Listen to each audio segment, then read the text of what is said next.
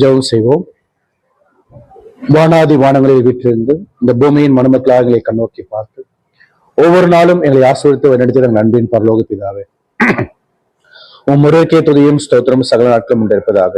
தேவரீர் எங்கள் வாழ் நாட்களில் ஒரு நாளை இதோ காண குடும்பத்தை கிருபை கொடுத்து இந்த மாலை வேலையை கூட தகப்பனே எம்மை நோக்கி பார்க்கும்படியாக ஒரு வாய்ப்பை ஏற்படுத்தி கொடுத்தாலும் நன்றி தகப்பனே. தேவரீர் இப்பொழுதும் இந்த மாலை வேலையிலே உங்களுடைய வேதத்துடைய ரகசியங்களை நாங்கள் அறியும்படி எங்களுடைய கண்களை திறந்தரும் என்ற வசனத்தின் பிரகாரம் தகப்பனே, நீ கொடுத்த மறைப்பொருளான இந்த வேதத்துடைய ரகசியங்களை நாங்கள் அறிந்து பார்க்கும்படியான இது ஒரு நேரத்தை இது ஒரு சகோதர சகோதரிகளா எங்களுக்கு கூட்டி சேர்த்துமே நன்றி தகப்பனே.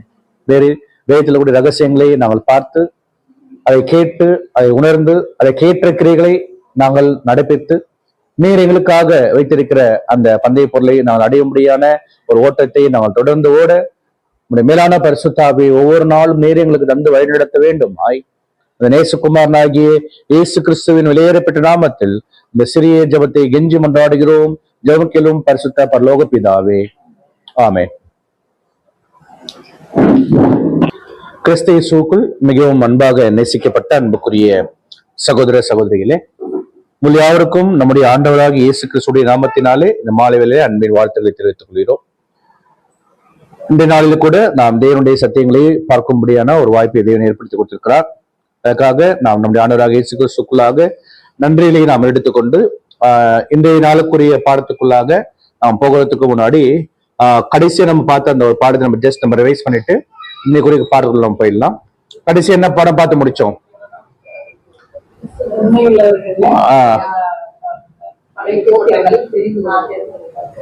ஓகே, ஆக்சுவலி அது என்ன பாடம்னா கிறிஸ்துவின் சபை அப்படின்ற ஒரு பாடத்தை நம்ம பார்த்தோம். ஓகேங்களா? அப்ப கிறிஸ்துவின் சபையாய் நாம் மாறுவதற்கு தேவன் என்ன பண்ணிருக்காரு, நம்மளே உலக தோற்றத்துக்கு முன்னாடியே அவர் முன்குறிச்சிட்டார். என்ன முன்குறிச்சிட்டார்? யாரிடம் முன்குறிச்சிட்டார்? ஆபிரகாம். உன் சந்ததியை வானத்து நட்சத்திரங்களைப் போலவும் கடற்கரை மணலை போலவும் பெருகவே பெருக பண்ணி உன் சந்ததிகளுக்கு என்ன பண்ண இந்த ஜாதியை ஆசிரியப்பேன் சொல்லிட்டாரா? சந்ததி என்று அவர் என்ன பண்ணல, அநேகரை குறிச்சு அவர் என்ன பண்ணல, சொல்லல. உன் சந்ததி என்று அவர் என்ன பண்ணிருக்காரு, ஒருத்தரை குறிச்சு என்ன பண்ணிட்டாருன்னு அவர் சொல்லியிருக்காரு. அந்த ஒருத்தர் யாரு? அவர்தான் கிறிஸ்து. ஓகேங்களா? அப்ப கிறிஸ்து என்பது ஒருத்தர் இல்ல, தலையும் சரீரமும் சேர்ந்ததுதான் கிறிஸ்து. ஓகேங்களா? அப்ப கிறிஸ்து என்பது நம்முடைய ஆண்டவராக இயேசு கிறிஸ்து தலை. ரெடி ஆயாச்சு. இப்ப யார் ரெடி ஆகணும்? சரீரமாக சபை அது ரெடி ஆகணும். ஓகேங்களா? அப்ப இந்த முழு சரீரம் சேர்ந்ததுதான் கிறிஸ்து சபை. அப்ப இந்த சபை சேர்ந்துதான் ஒட்டுமொத்த உலகத்தையும் அரசாட்சி பண்ணக்கூடிய அந்த ஒரு வாய்ப்புக்குள்ள வரப்போறாங்க. அதுதான் மூன்றாம் உலகம் அப்படின்ற ஒரு விஷயத்தை என்ன பண்ணிருக்காங்க, ஆல்ரெடி படிச்சிருக்கோம். ஓகேங்களா? அப்ப நம்முடைய ஆண்டவராக இயேசு கிறிஸ்து சபை என்கின்ற அந்த தலை உருவாயாச்சு. இப்ப யார் உருவாகி கொண்டிருக்காங்க? சரீரமாகிய அந்த 1,44,000 அப்படின்ற எண்ணிக்கை இந்த சுவிசேஷ யுகத்துல இன்னைக்கு என்ன நிறைவேறி கொண்டிருக்கிறது. இன்னும் வெகு சீக்கிரத்துல என்ன ஆயிடுச்சுன்னா அது சீக்கிரம் முடியும் என்ற ஒரு நம்பிக்கையில என்ன பண்றோம், நம்ம தொடர்ந்து தேவனுடைய சத்தியங்களை நாம கேட்டு வருகிறோம். ஓகேங்களா?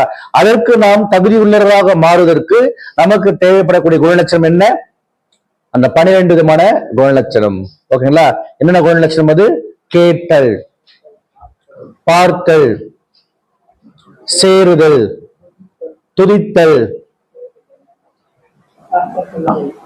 வாசம் பண்ணுதல், பலன், ஏராளம், பாக்கியவான், போராட்டம், துன்பத்தின் மகன், மறத்தல், கூட்டி சேர்த்தல், மறத்தல். ஓகேங்களா? அப்ப இந்த 12 விதமான குணலட்சணம் என்பது ஒரே மனுஷனுக்குள்ள என்னாச்சுன்னா பர்ஃபெக்டா வரணும். ஒருவேளை அந்த குணலட்சணங்களை நாம் அறிந்த பிறகும் மனப்பூர்வமாக நான் அதை செய்யல, சந்தர்ப்ப சூழ்நிலை காரணமாக என்னால் கடைபிடிக்க முடியலன்னா அவங்க என்னவா மாறுறாங்க? திரள் கூட்டம் அப்படின்ற ஒரு கேட்டகரிக்குள்ள என்ன பண்றாங்கன்னா அவங்க போறாங்க. அந்த திரள் கூட்டம்ன்றது பாத்தீங்கன்னா அதுவும் ஒரு போராட்டம் உள்ள ஒரு லைஃப். அவங்க என்ன பண்றாங்க?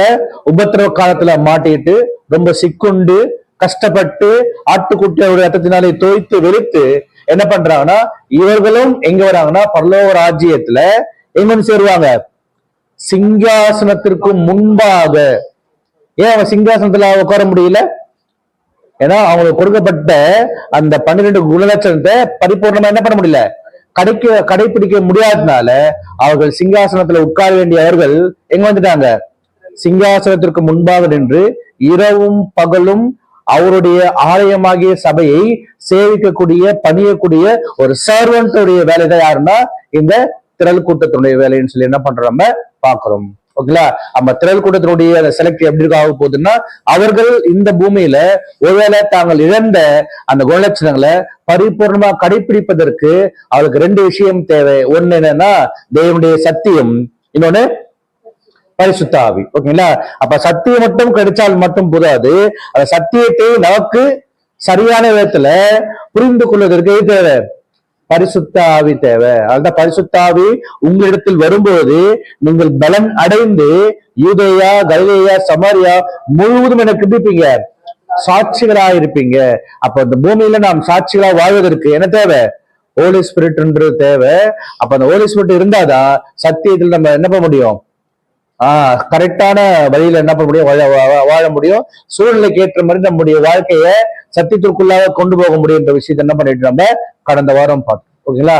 அப்போ தேவன் நம்ம நம்பி என்ன பண்ணிருக்காரு, ஒரு மிகப்பெரிய ஒரு வாய்ப்பு என்ன பண்ணி கொடுத்திருக்காரு. எப்படி நம்பி கொடுத்திருக்காரு.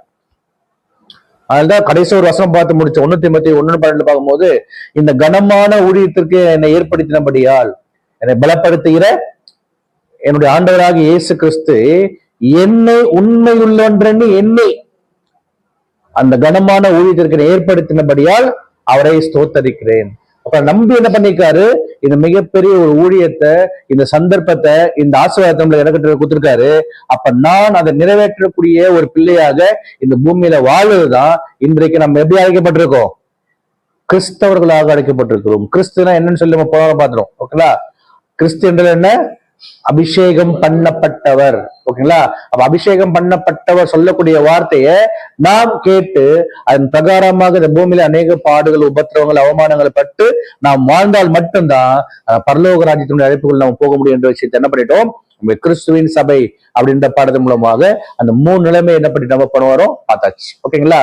சரி, அப்படின்னா அந்த சபையாய் மாறி நம்ம பரலோகத்துல என்ன பண்ண போறோம், மனவாட்டியா போக போறோம். ஓகேங்களா? அப்ப மனவாட்டி அப்படின்ற ஒரு விஷயம் தான் என்னது, மிகப்பெரிய ஒரு அடையாளம் நம்மளுக்கு.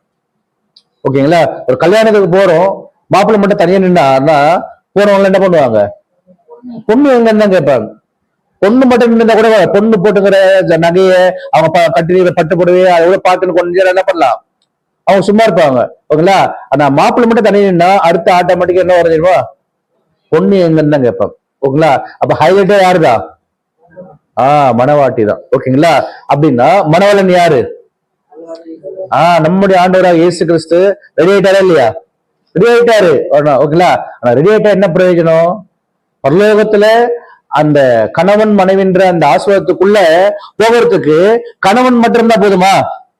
அப்ப தேவனுடைய திட்டத்துல கணவன் மட்டும் இருந்தா போதுமா? யாரும் சேரணும், மனைவியும் சேர்ந்தாதான் தேவனுடைய திட்டம் பரிபூர்ணமாக நிறைவேறும். அப்பதான் என்னாகும், இந்த பூமிக்கு ஒரு முடிவு, பரலோக ராஜ்யத்துடைய ஆசீர்வாதத்துக்கு ஒரு தொடக்கம், அது என்னாகும், அது ஸ்டார்ட் ஆகும். ஓகேங்களா?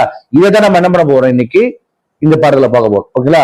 அப்ப மனவாட்டியாகிய நாம் எப்படி இந்த பூமியில செலக்ட் பண்ணப்பட போறோம் அப்படின்ற விஷயத்த நம்ம போறோம். ஒரு மேரேஜுக்குள்ள போக போறோம். இப்ப நம்ம எங்க போறோம், ஒரு கல்யாணத்துக்கு போறோம். போலாமா? போ. ஓகேங்களா? போனவங்க கல்யாணத்திலே இருந்துடக்கூடாது. என்ன பண்ணோம், போனோமா, கணவன் அதாவது மனவாட்டியும் கல்யாணம் மாப்பிள்ளையும் பொண்ணையும் பார்த்தோமா, கையில ஒரு கான்ட்ரிபியூட் கொடுத்தோமா, போய் பிரியாணி சாப்பிட்டோமா, ஓகே, ஸ்வீட் சாப்பிட்டோமா, ஐஸ்கிரீம் சாப்பிட்டோமா, உடனே எங்க வந்துடணும், உடனே பஸ்ல ஏறி கார்ல ஏறி வீட்டுக்கு வந்துடணும். ஓகேங்களா?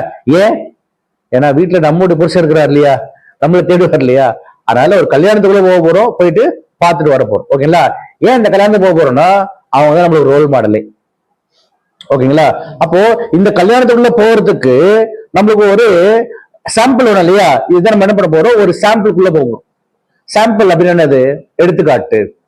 அப்ப அந்த எடுத்துக்காட்ட இதுக்கு முன்னாடி நம்ம ஒரு பாடல பார்த்திருக்கோம் இல்லையா, வேதத்தை முறையாக கற்றுக்கொள்வது எப்படி? First subject how to study and understanding the Bible. ஓகேங்களா? அப்ப வேதத்தை நம்ம முறையாக கற்றுக்கொள்வது எப்படின்ற ஒரு விஷயத்தை ஒரு 6 மெத்தட் மூலம் நம்ம என்ன பண்ணிருக்காங்க, சொல்லி கொடுத்திருக்காங்க. என்னென்ன மெத்தட் அது? ஓமை மூலமா நம்ம கத்துக்கிறது, நிழல் பொருளமா நம்ம என்ன பண்றோம் கத்துக்கிறது, அதுக்கப்புறம் ஒரு தலைப்பின் கீழ் அறிந்து படிக்கிறது, அடுத்தது ஒரு வசனத்தை பேஸ் பண்ணி ஒரு வசனத்துடைய கருப்பொருளை அறிந்து படிக்கிறது, அதுக்கப்புறம் பைபிள் நிறைய ப்ராப்பர்ஸ் இருக்கு, தீர்க்க தரிசனங்களாகவும் அடையாள பாஷைகளாகவும் அறிந்து படித்தல், அதுக்கப்புறம் மொத்தம் 6 வரணும். Very good. காலங்களை மையமாக வச்சு படிக்கணும். ஓகேங்களா? அப்போ ஒரு தலைப்பின் கீழ் அறிந்து படித்தல், இது பார்த்துட்டோமா? நிறைய தலைப்பு எடுத்தோம். ஓகேங்களா? என்ன தலைப்பு? நரகம் அப்படின்னு தலைப்பு எடுத்தோம், ஆத்துமா அப்படின்னு தலைப்பு எடுத்தோம். அப்ப தலைப்பின் கீழே என்ன பண்ணிட்டோம்? பாடங்களை பார்த்தோம். ஓகேங்களா? ஒரு வசனத்துடைய கருப்பொருளை அறிந்து படித்தல், அவர் வசனத்துடைய கருப்பொருள் எடுத்தோம். ஒரு வசனம் என்னது? ஒரு வசனம் எடுத்தோமா இல்லையா? இடுக்கமான வாசல் வழியை உட்பிரவேசியுங்கள். அந்த வழி நெருக்கமும் இடுக்கமா இருக்கிறது, கண்டுபிடிக்கிறது சிலர். ஓகேங்களா? விசாலமான வாசல் வழி கண்டுபிடி நடக்கிறது அநேகர். ஓகேங்களா? ஏன்னா அப்ப அது என்ன மாடல பார்த்தோம்? 3 வழிகள் கேட்டா இல்லையா? அப்ப 3 வழிகள் பார்த்தது மூலமாக ஒரு வசனத்தை எடுத்து அதுக்குள்ளாக நம்ம பார்த்தோம். ஓமைகளாக அறிந்து படித்தல், ஓமை. அப்ப நம்முடைய ஆண்டவராக இயேசு கிறிஸ்து பேசின ஓமை பார்த்தோமா இல்லையா? என்ன ஓமையில பார்த்தோம்? ஓகேங்களா? அப்போ அந்த ஓமைக்குள்ள பார்க்கும்போது ஒட்டகம் அந்த ஊசியின் காதுக்குள்ள போகக்கூடிய ஒரு விஷயம் பார்த்துட்டோமா இல்லையா? இயேசு கிறிஸ்து பேசினா ஓமைகளை நம்ம என்ன பண்ணோம்? படிச்சிருக்கோம். இது மட்டும் தான் படிச்சோம்னா மீன் வலை பார்த்தோமா இல்லையா? பாக்கலையா? சரி, ஓகே. அப்ப அடுத்த சப்ஜெக்ட் நம்ம என்ன பண்ணலாம்? மீன் வலை பார்க்கலாம். ஓகேங்களா? அப்ப இயேசு கிறிஸ்து பேசின ஓமைகளை வச்சு நம்ம என்ன பண்ணோம்? அநேக விஷயங்கள் இருக்கு. ஓகேங்களா? அடுத்தது தீர்க்க தரிசனம், 5ஆம் உலக பேரரசு பார்த்தோமா இல்லையா? ஒரு சிலை. ஓகேங்களா? அது தலை, அது மார்பு, அதனுடைய கை, தொடை, புயம். ஓகேங்களா? இதை பாத்தீங்கன்னா 5 விதமான பேரரசு: பாபிலோன், மேதோ பெர்ஷியா, கிரேக்க ராஜ்யம், ரோம ராஜ்யம், பாதங்கள் இருக்கக்கூடிய ராஜ்யம். அப்ப அந்த சிலைய மலையிலிருந்து உருண்டு வரக்கூடிய ஒரு கல் அடிச்சு சின்னபமாகுது. மோதினோ கல்லு வென்றால் பெரிய பர்வதம் ஆயிற்று. அது சின்ன கல் யாரு? நம்முடைய ஆண்டவராக இயேசு கிறிஸ்து. அப்ப ஒட்டுமொத்த சாம்ராஜ்யத்தை என்ன பண்ண போறாரு? அவரை அடிச்சுட்டு அவருடைய சாம்ராஜ்யம், அவருடைய ராஜ்யம் என்ன ஆகணும்? ஸ்தாபிக்கப்பட்டு அவரோடு கூட இருக்கிறவங்க என்ன பண்ண போறாங்கன்னா பூமி அரசாட்சி பண்ணக்கூடிய ஒரு வேலையை என்ன பண்ண போறாங்க? செய்ய போறாங்கன்ற விஷயம் எல்லாம் பார்த்தோம். தீர்க்க தரிசனமாக சொல்லப்பட்ட 5ஆம் உலக பேரரசுல நம்ம என்ன பண்ணோம்? பார்த்துட்டோம். ஓகேங்களா? அதுக்கப்புறம் என்ன பார்த்தோம்? காலங்களை மையமாக வைத்து படித்தல். ஓகேங்களா? 1ஆம் உலகம் எப்படி அழிஞ்சது? பாவத்தினால அப்படின்னு நினைச்சோம். அதுவா? இல்ல. எதனால அழிஞ்சது? பாவமும் ஒரு காரணம் தான். அதை விட முக்கியமான காரணம் தேவ பக்தி உள்ள சந்ததி வரணும்னு சொல்லி தேவன் என்ன பண்ணாருன்னா ஆதாம படைச்சார். அங்க என்ன சந்ததி வந்துச்சு? கலப்பின சந்ததி. தேவ தூதர்கள் மனுஷகுமாரத்துக்கோடு கலந்ததுனால ராட்சதர்கள் அங்க பிறந்தாங்க. அவர்களுடைய பாவம் பெருகினதுனால என்னாச்சு? நோவா செலக்ட் பண்ணி ஒரு கப்பலை கட்டி எல்லாரும் முள்ளுக்குள்ள வந்தாங்க. அவருடைய ஃபேமிலி மட்டும் காப்பாற்றப்பட்டு மீது எல்லாரும் என்ன பண்ணாங்க? அழிக்கப்பட்டாங்க. இன்க்ளூடிங் பாவம் செய்த தூதர்கள் என்ன பண்ணாரு? அவர்களையும் தப்ப விடாமல் அவங்களுக்கு ஒரு அட்மாஸ்பியர் ஸ்பேஸ் கொடுத்து என்ன பண்ணிட்டாங்கன்னா அவங்களுடைய பவரை ஹோல்ட் பண்ணிட்டாங்க. ஓகேங்களா? அதுக்கப்புறம் நோவா எங்க வராரு? இப்போ செகண்ட் வேர்ல்டு. அப்ப செகண்ட் வேர்ல்டுல இருந்து பாத்தீங்கன்னா அப்படியே நோவா டிராவல் ஆகி வந்து இப்ப நாம இருக்கக்கூடிய உலகமே இதுதான் செகண்ட் வேர்ல்டு. ஓகேங்களா? அப்ப 2ஆம் உலகம் முடியக்கூடிய ஸ்டேஜ்ல 3ஆவது உலகம் வரப்போகுது. அது யாருடைய ராஜ்யம்? கிறிஸ்துவனுடைய கிங்டம். ஓகேங்களா? அப்ப 3ஆம் உலகத்துல எப்படி இந்த பூமி இருக்கும் அப்படின்னு சொல்லி 3 சப்ஜெக்ட் பார்த்தோமா இல்லையா? இதுதான் காலங்களை மையமாக வச்சு படிக்கிறது. ஓகேங்களா? அடுத்தது டைம்ஸ். ஓகேங்களா? நிழலும் பொருளுமாய் அறிந்து படித்தல். ஓகேங்களா? அப்படின்னா நிழலும் பொருளுமாய் அறிந்து படித்த விஷயத்த அந்த பஸ்கா அப்படின்னு சொல்லக்கூடிய ஒரு விஷயம் உள்ள போனோமா இல்லையா?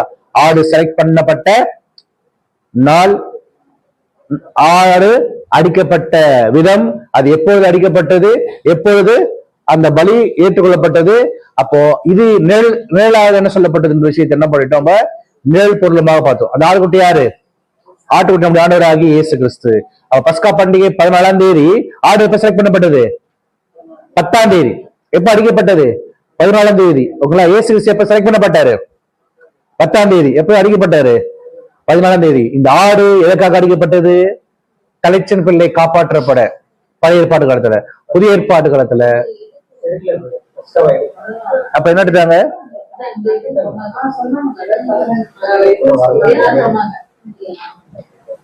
அந்த நேரம்லாம் அப்பதான் சொன்னாங்க. ஓகே ஓகேங்களா? ஓகேங்களா? அதுக்கப்புறம் அந்த பழைய ஏற்பாடு காலத்துல அந்த ஆடு அடிக்கப்பட்ட என்ன பர்பஸ்க்காகன்னா தலைச்சன் பிள்ளை காப்பாற்றப்படணுன்றதுக்காக. புதிய ஏற்பாட்டுல யார் காப்பாற்றப்படுவதற்காகனா தலைச்சன் பிள்ளையாகி சத்தியத்தை கூடிய நாம காப்பாற்றப்படுவதற்காக தான் நம்முடைய ஆண்டவராகிய இயேசு கிறிஸ்து அடிச்சார். மேட்ச் ஆயிடுச்சுங்களா? இதுதான் நிழல் பொருள். ஓகேங்களா? இப்ப இந்த டைப்ல தான் என்ன பண்ண போறோம், நம்ம இன்னைக்கு பார்க்க போறோம். என்ன பாடம்? ஈசாக்கின் திருமணம் அப்படின்ற ஒரு தலைப்பின் கீழாக அந்த நிழல் பொருளை குறித்து என்ன பண்ண போறோம், நம்ம பார்க்க போறோம். ஈசாக்கின் திருமணம் அப்படின்னாலே நம்ம மைண்டுக்குள்ள வரது யாரு? ஈசாக்கின் திருமணம் அப்படின்னு டைட்டில் கேட்ட உடனே நம்ம மைண்டுக்குள்ள யார் வந்துருவா? எலியேசர் வந்துருவாரு, ஆபிரகாம் வந்துருவாரு, சாராள் வந்துருவாங்க, அப்படியா? ரெபேக்கா வந்துருவாங்க. அப்புறம் சாராளும் வருவாங்க தான். சிஸ்டர் சொன்னது கரெக்டா? அதுக்கப்புறம் மெயின் விட்டீங்களே,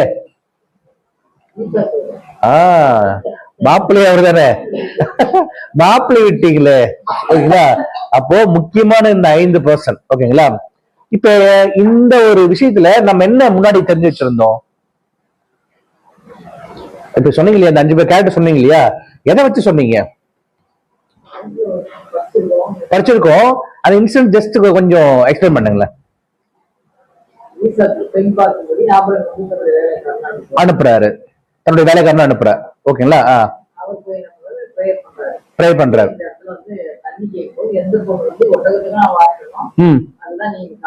வெரி குட். லேயால். ஓகே, கல்யாணம் பண்ணிடுறாங்க. அவ்வளவுதான். ஓகே, இவ்வளவுதான். ஓகேங்களா? இதுல நம்மளுக்கு என்ன சொல்லி கொடுத்துருக்காங்க? படிச்சிருக்கோம். இதை பத்தி பிரசங்கம் எடுத்திருப்பாங்க இல்லையா சர்ச்சில்? என்னன்னு சொல்லி கொடுத்தாங்க நம்மளுக்கு? ஆயத்தம் பண்ணிருக்காரு. ஓகேங்களா? நீ போகிறதுக்கு முன்னாடி உன்னுடைய நினைவு அறிஞ்சு வழி ஆயத்தம் பண்ணிட்டார். ஓகே. ஈசாக்குடைய கீழ்ப்படிதல். ஓகே, இதுல என்ன ஈசாக்கு கீழ்ப்படிஞ்சாரு? அவங்க அப்பா யாருமே தெரியாது. Very good. ஆமா, இல்ல என்ன கீழ்ப்படிஞ்சாரு? அவங்க அப்பாவோட வார்த்தைக்கு கீழ்ப்படிஞ்சாரு. அவங்க அப்பா காட்டுற பொண்ணு எந்த அப்பா காட்டின பொண்ணு கட்டிட்டாரு. ஓகே, அப்புறம் அதாவது ஆபிரகாம் இருக்கிற இடத்துல சொந்த இடத்துல போயிட்டு பொண்ணு எடுத்துவா அப்படின்னு சொல்றாரு. ஓகே, அவருக்கு இடத்துல இல்லாம தூரதேசத்துல போய் என்ன பண்றாருன்னா பொண்ணை கட்டின்னு வர்றாரு. Okay,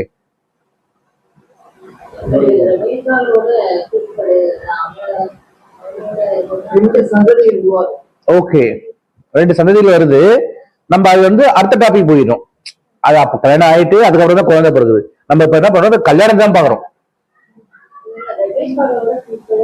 very good. ரெபேக்காளுடைய கீழ்ப்படிதல் தான் ரொம்ப முக்கியம். ஓகேங்களா? அதனால நீங்க என்ன பண்ணுவாங்க, கல்யாணம் பண்ணும்போது கல்யாண பெண்ணை குறித்து சொல்லுவாங்க. நீ எப்படிமா இருக்கணும், யார மாதிரி தான் இருக்கணும், யார மாதிரி இருக்கணும், யார மாதிரி இருக்கணும். ஒரு நிச்சயதார்த்தம் பண்ண போவாங்க. அப்ப சொல்லுவாங்க பொண்ணை பார்த்துட்டு, நீ யார மாதிரி இருக்கணும், ரெபேக்காள் மாதிரி இருக்கணும், கீழ்ப்படியணும், கணவனுக்கு கீழ்ப்படியணும். ஏதாச்சும் வெளியில இருந்து வந்தாங்கன்னா உங்களுக்கு என்ன பண்ண, ஃபர்ஸ்ட் எதை கொடுக்கணும்? தண்ணி கொடுக்கணும். ஏன் ரெபேக்காள் என்ன பண்ணாங்க? தண்ணி கொடுத்தாங்க. ஓகேங்களா?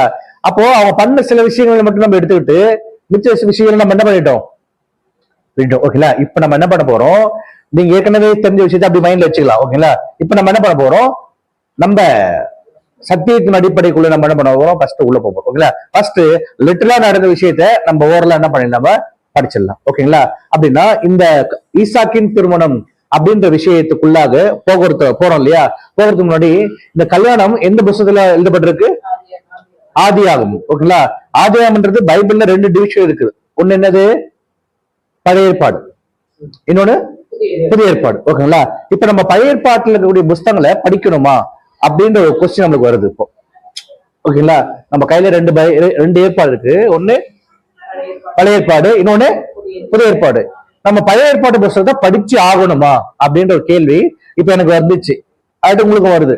நீங்க என்ன ஆன்சர் பண்ணுவீங்க? ஏன் படிக்கணும்? அடுத்தது நிழல். நிழல். நிழல்ல நம்மளுக்கு ஒண்ணுமே அந்த அளவுக்கு நம்மளுக்கு யூஸ் இல்லையே. அந்த நிழல் தெரிஞ்சாதான் அந்த பொருளை நம்ம வீட்டுக்குள்ள பார்க்க முடியும். நிழல் தெரிஞ்சா மட்டும்தான் பொருளை பார்க்க முடியும். ஓகேங்களா? இப்ப நம்ம வந்து ஒரு சரீரம் இருக்கு. நம்ம வந்து வீட்டுக்குள்ள நடந்து போகும்போது ஒரு லைட் வெளிச்சத்துல நம்மளுடைய ஷேடோ படம் இல்லையா? ஓகேங்களா? இப்ப ஷேடோவால நம்மளுக்கு என்ன பிரயோஜனம்? ஏன்னா அது நிழல் இல்லையா? எது உண்மை? நாம தான் உண்மை. ஓகேங்களா? அப்ப உண்மை நான் வச்சுக்கிட்டா போதும் இல்லையா? இது நான் நிழலை பார்க்கணும்னு அவசியமா? அந்த இது தேவனோட திட்டம் என்ன அப்படின்னு தெரிஞ்சுக்கிறாங்க.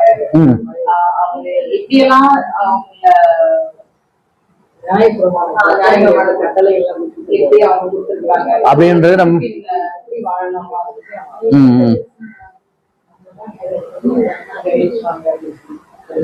ஓகே. அப்படின்னா என்ன தெரியுமா? அதாவது இந்த உண்மையான உருவம் இல்லைன்னா எது வராது, அவ்வளவுதான். உண்மையான உருவமே இல்லைன்னா என்ன வராது, நிழல் வராது. ஓகேங்களா? அப்ப நான் என்ன பண்ணி ஆகணும்? நிழலை பத்தி தெரிஞ்சுக்கணும். என்னுடைய இன்னொரு விஷயம் தான் இது நிழல். ஓகேங்களா? அதே போல தேவனுடைய அல்டிமேட் பிளானுடைய ஒரு பகுதி தான் இது பழைய ஏற்பாடு. இன்னொரு பிளான் இது புதிய ஏற்பாடு. ஓகேங்களா? அப்ப பழைய ஏற்பாடு படிக்காம என்ன பண்ண முடியாது? பரவாயில்லையே போக முடியாது. அப்படி எங்காச்சும் வசனம் இருக்கா? சரி, ஏசாயா 8ஆம் அதிகாரம் 20ஆம் வசனம். ஏசாயா 8ஆம் அதிகாரம் 20ஆம் வசனம். வேதத்தையும் சாட்சி ஆகமத்தையும் கவனிக்க வேண்டும். இந்த வார்த்தையின்படியே சொல்லாவிட்டால் அவர்களுக்கு விடிய காலத்து வெளிச்சம் இல்லை. பாத்தீங்களா? வேதத்தையும் சாட்சி ஆகமத்தையும் கவனிக்க வேண்டும். இந்த வார்த்தைகளின்படியே சொல்லாவிட்டால் அவருக்கு என்ன கிடையாது, விடிய காலத்து வெளிச்சம் இல்லை அப்படின்னு சொல்லிட்டார். ஓகேங்களா? இப்ப நம்மளுக்கு என்ன பண்ணும்? வேதத்தையும் சாட்சி ஆகமத்தையும் கவனிக்கணும்னு சொல்றாரு இல்லையா? அப்படின்னா எது சாட்சி ஆகமம், எது வேதாகமம் அப்படின்ட்டு நம்ம என்ன பண்ணணும்? ஃபர்ஸ்ட் பார்க்கணும். ஓகேங்களா? அப்ப எது வேதாகமம், எது சாட்சியாகமம் இல்லையா? ஆகமங்கள்ன்றது என்னது? பழைய ஏற்பாடு. வேதாகமன்றது புதிய ஏற்பாடு. கரெக்டா? அப்படி எடுத்துக்கலாமா? சொல்லுங்க.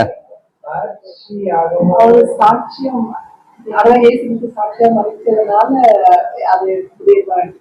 அவர் சாட்சியா மறிச்சதுனால இந்த கடைசி காலத்தில் விளங்கி வருகிறதுன்னு சொல்றதுனால அவர் சாட்சியா மறிச்சதால சாட்சி ஆகமம் அது.